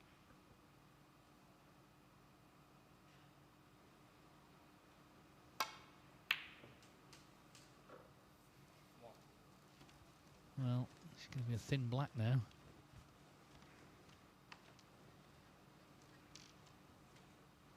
Let's see if he's going to play it.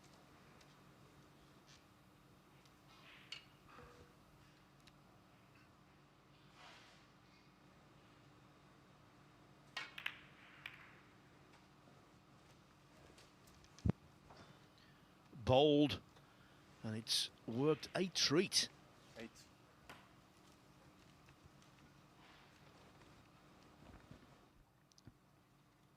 Really good shot, this one of the best of the session so far. And the way it works, you see it all the time. When a player is in the groove, in the zone if you like, occasionally playing a poor frame and missing a few is actually quite good for you because it re-sharpens the concentration.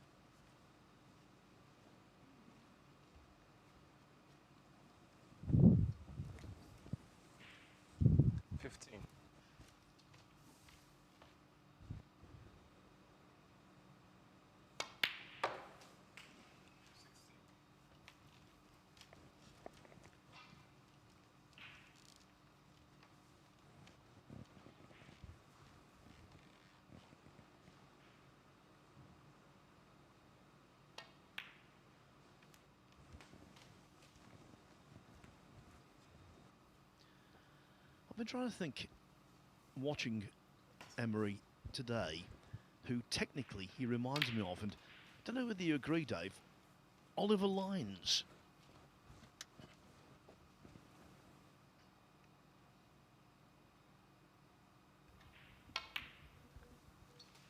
I wasn't expecting that name. Explain further. No, just the way they cue, basically, the cue actions and the way they stand. I think they're quite similar.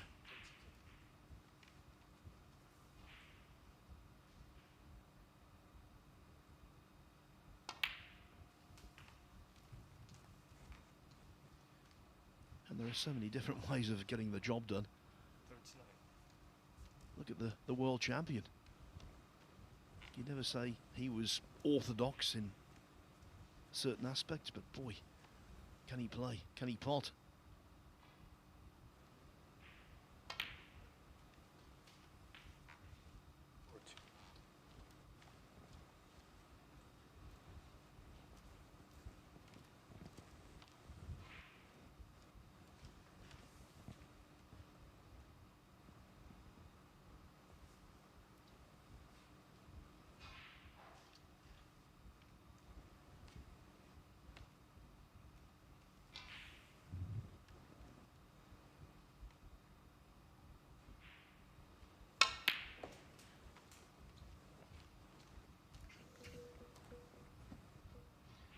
An indication there of how well he's cueing the pot and indeed screwing back almost effortlessly. Just to confirm, Leclerc did win that third frame, so 2-1 to Michael Holt.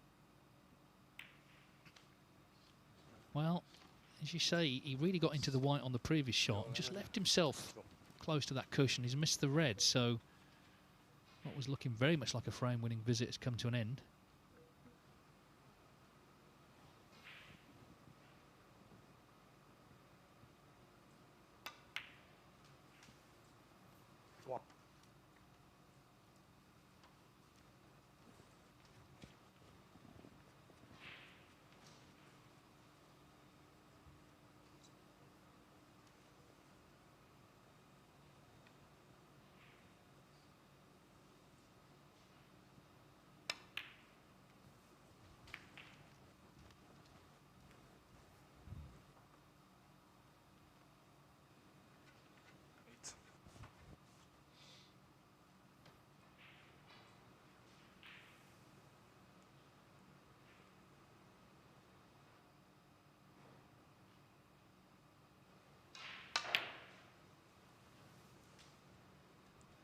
Nine.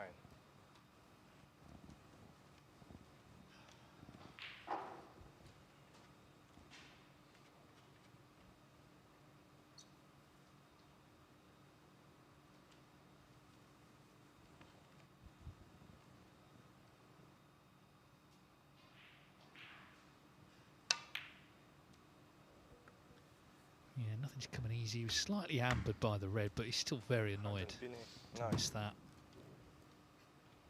Seems every time he leaves the table, he's just really unhappy about the previous shot.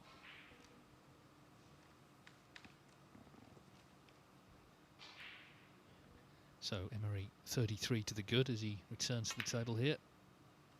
Second chance in the frame to make it 2-1. Yeah, I think it's a really interesting exercise in psychology, this. Hayden Pinney has played in this Championship League ranking event as a Q School top-up on several occasions. But of course, he's just coming off 2 years, his first 2 years as a member of the Pro Tour. And when you lose that status, I think it's quite tough to take.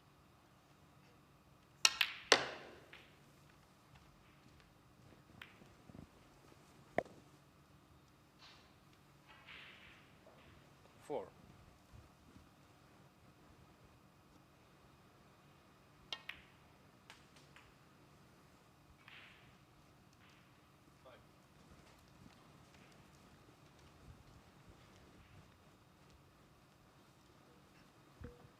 Again, the red just hampering him here. Still a bit of work to do in this frame. It's a good shot.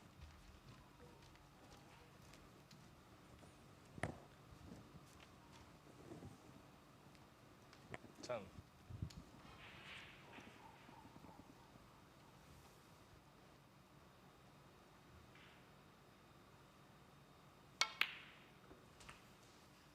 $11.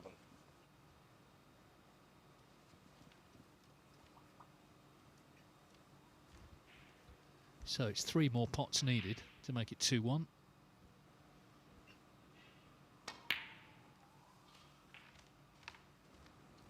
Looks like will the pink go on the black spot here, or is the pink spot available? Yeah, black spot, so that has worked out perfectly.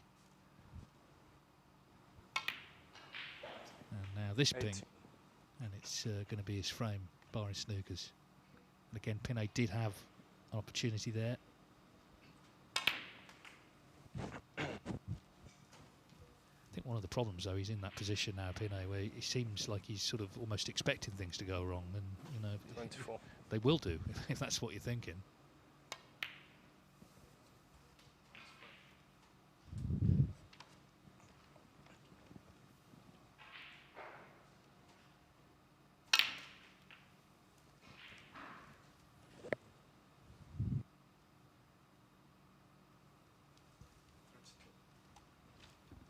Yeah, so the goal now for Emery is to win the next frame and go into the second session in pole position. If he does win the match, he would then be hoping that Subachik could do him a favour by getting something against Wilson.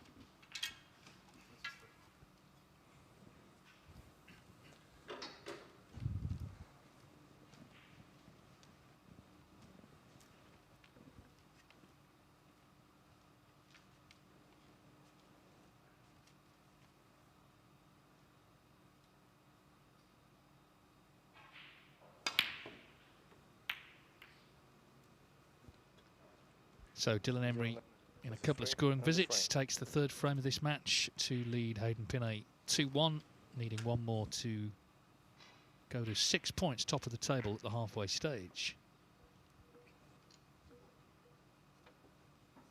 Hasn't quite sort of carried on the earlier form, but it was going to be difficult to do that because he was making centuries. But in general, he's a big favourite, you feel, to win the fourth frame, although it's a big one in the group. If he loses it, that does change things. And of course, Shabarchek not out of this yet because he's got 2 matches left to play in the second session. Let's assume that it is a Wilson-Emery shootout at the end of the day to determine who tops the group. Well, they have played on one previous occasion. It was in the Championship League ranking event in 2021. Wilson won that 3-1. Apart from that, they've never crossed cues before. Indeed, on the Pro Tour, Emery and Pinay are playing their first ever match against each other. Well, those hand fans have been provided because it is very hot this week. You and I, Dave, we seem cursed in that regard. We were both down at the UK Open Pool in Brentwood at the tail end of May, and the first few days down there, it was ridiculous. And now again, temperatures supposed to be sweltering, particularly on Wednesday and Thursday. 38 degrees Thursday, we're being told anyway. It's cool enough in this commentary box as Hayden Pinay gets the final frame underway, hoping to get a point out of this and still leave himself with the chance to finish in third position and get some prize money.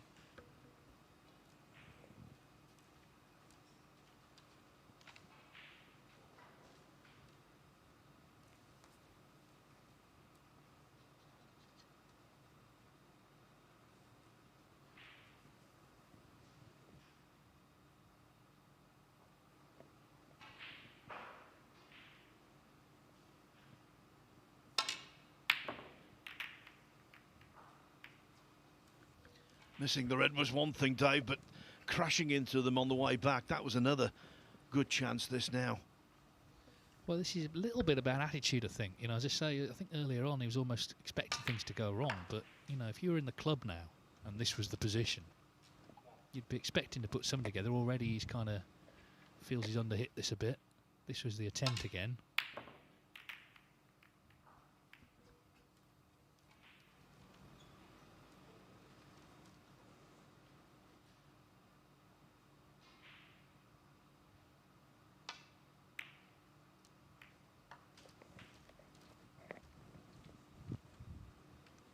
It's absolutely fine.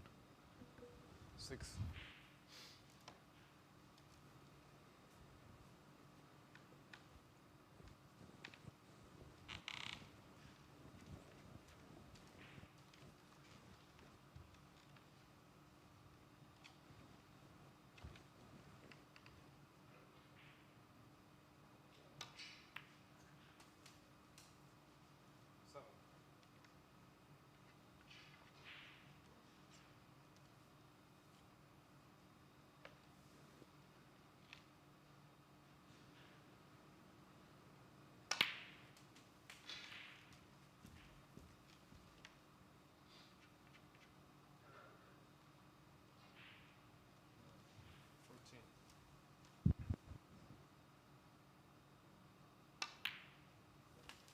Well, he's looking to play one good frame. I mean, even the frame he's won so far, it was very scrappy, but this could be different. And it will just slightly tilt things differently in the group as well overall.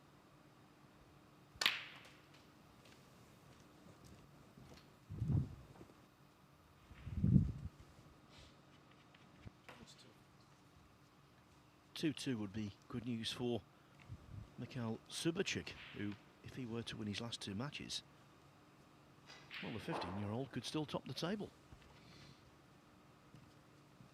Big ask, we know.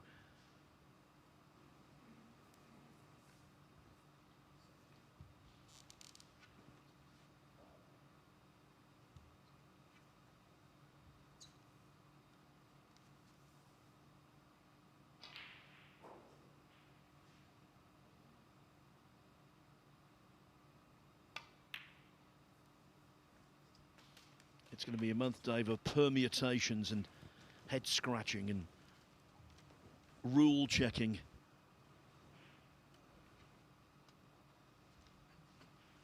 I think things can change quickly as well in the group. You know, you think what the narrative is, and then it can, just on the odd frame here and there, shift again.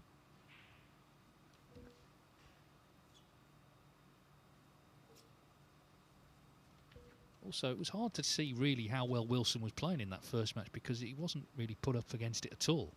So let's see if he's pressed a little harder in later matches, how he fares then. This still needs potting to left centre.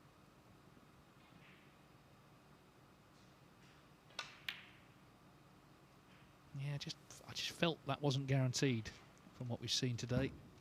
That's the best chance he's had all day to score, and it's only come to 30 points, I'm afraid.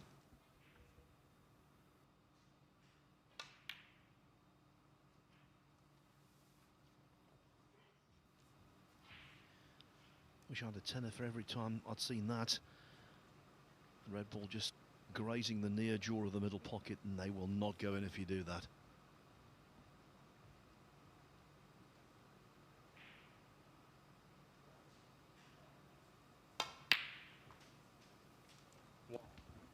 He's queuing nicely,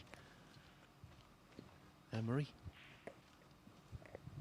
I think Corin Wilson will be well aware that he could be tough to beat when they meet.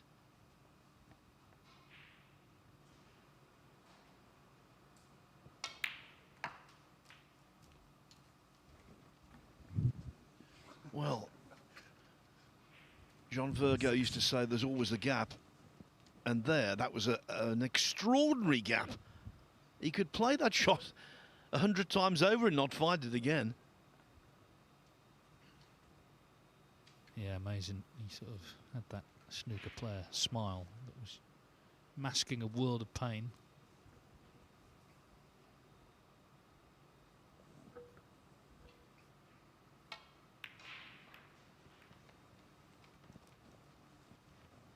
Yo, 6.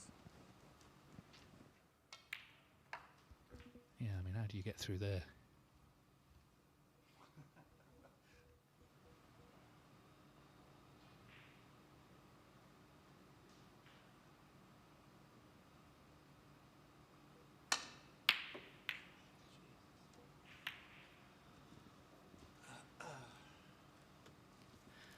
And this time, Penne rather fortuitously finds another gap and leaves the cue ball a lot closer to the side cushion than Emery wanted it. This is a pressure ball.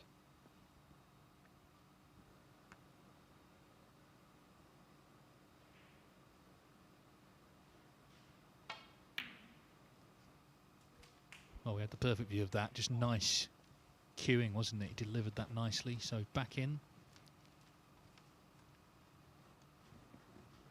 For what it's worth, he is top of the centuries board this season with 6. I know obviously a lot of players haven't played yet, but it's good going actually.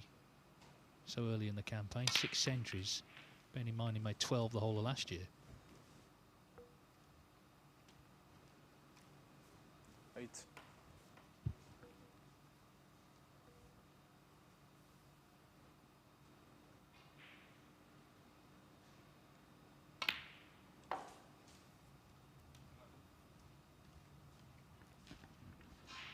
Just a quick update on table 2. Michael Holt 2-1 up on Julian Leclerc, and he leads by 33 points to 7 in the 4th frame.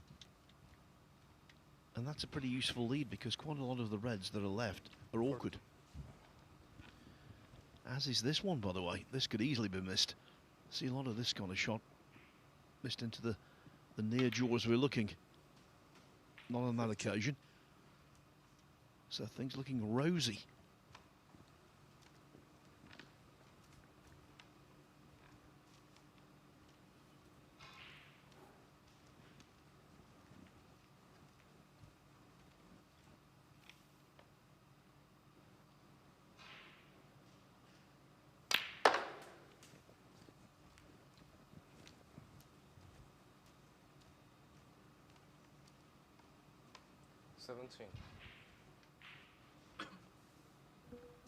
Well, let's be honest, he's got the balls now where he wants them to get this match won. 18.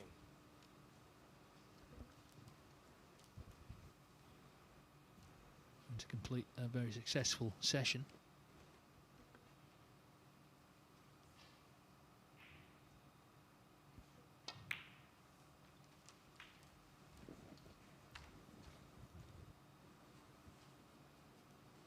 Twenty-three.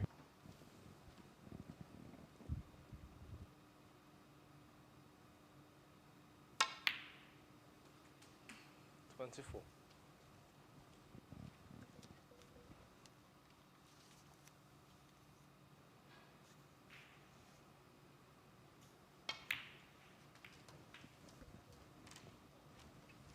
29. Well, that wasn't so successful. He's lost the cue ball here. 29.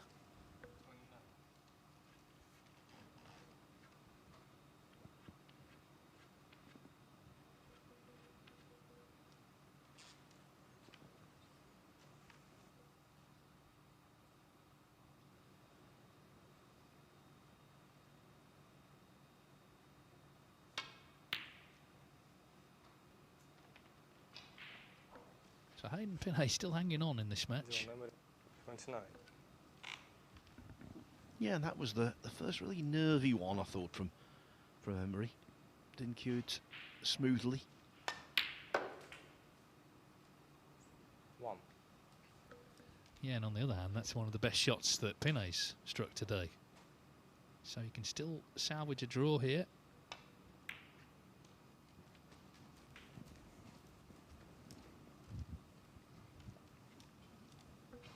6.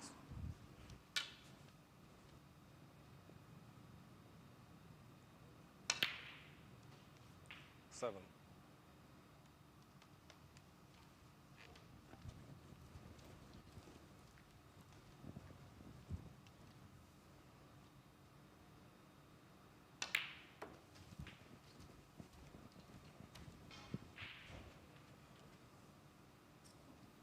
12.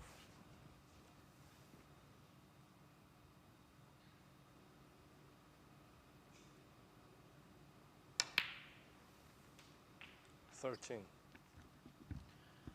Should really get a point out of this match.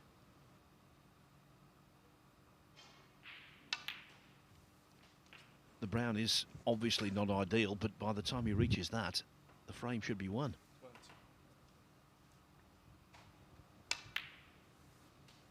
21.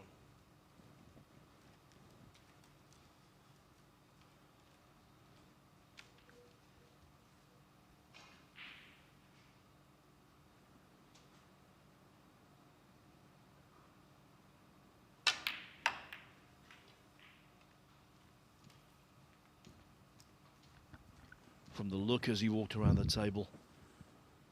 It's a fail. 27.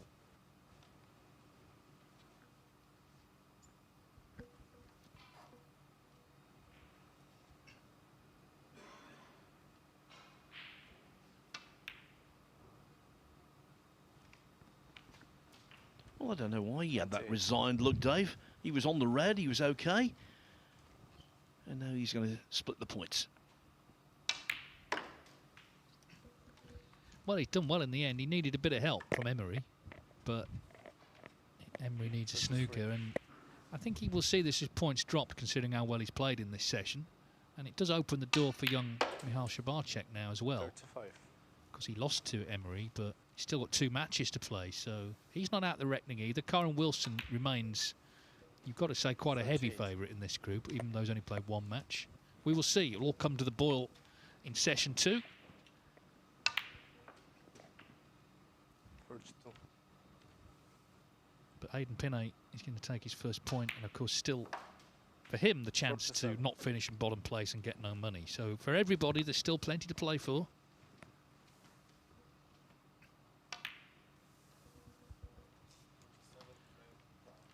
So Hayden Pinney does indeed get the draw. Dylan Emery held to 2-2. But still, he showed some really good snooker in this session. Of course, 3 centuries. But I think he will be disappointed not to get the win. He had the chances to. And in the end, comes away with 1 point. He will be top of the table for now. But of course, has played 1 match more than Karen Wilson, who's still got 2 to come in the afternoon session. So the players leave the arena. These are the results we've seen, because Wilson 3-0 over Pinney earlier, and then a 3-1 for Dylan Emery over Michal Shabarchek, 2-2 against Hayden Pinney. They're still in the second match on table 2. Jusa beat Craig Steadman in the first 3-1. It's 2-1 to Michael Holt against Julian Leclerc. They're in frame 4. Still to come, Holt v Steadman. That will be live on the Matchroom Multisport YouTube channel. But in terms of table 1, we have come to the end of this session, but of course plenty to look forward to where it'll all be resolved later. We start with Karen Wilson against, as I say, Shabarchek, who by no means is out of this, not at all. In fact, with 2 matches to go, he could still get to 6 points. That first match is going to be a big one, though, against Wilson. He then plays Pinney. Karen Wilson against Dylan Emery could well be the group decider. Last on, and you can see Jusa, of course, the top seed on table 2. He will have 2 matches to play in that group later on. 4:30 we will return, so we got quite a gap, but 4:30 local time we will find out the first 2 players through to the second stage here at the Championship League. I do hope you can join us later on.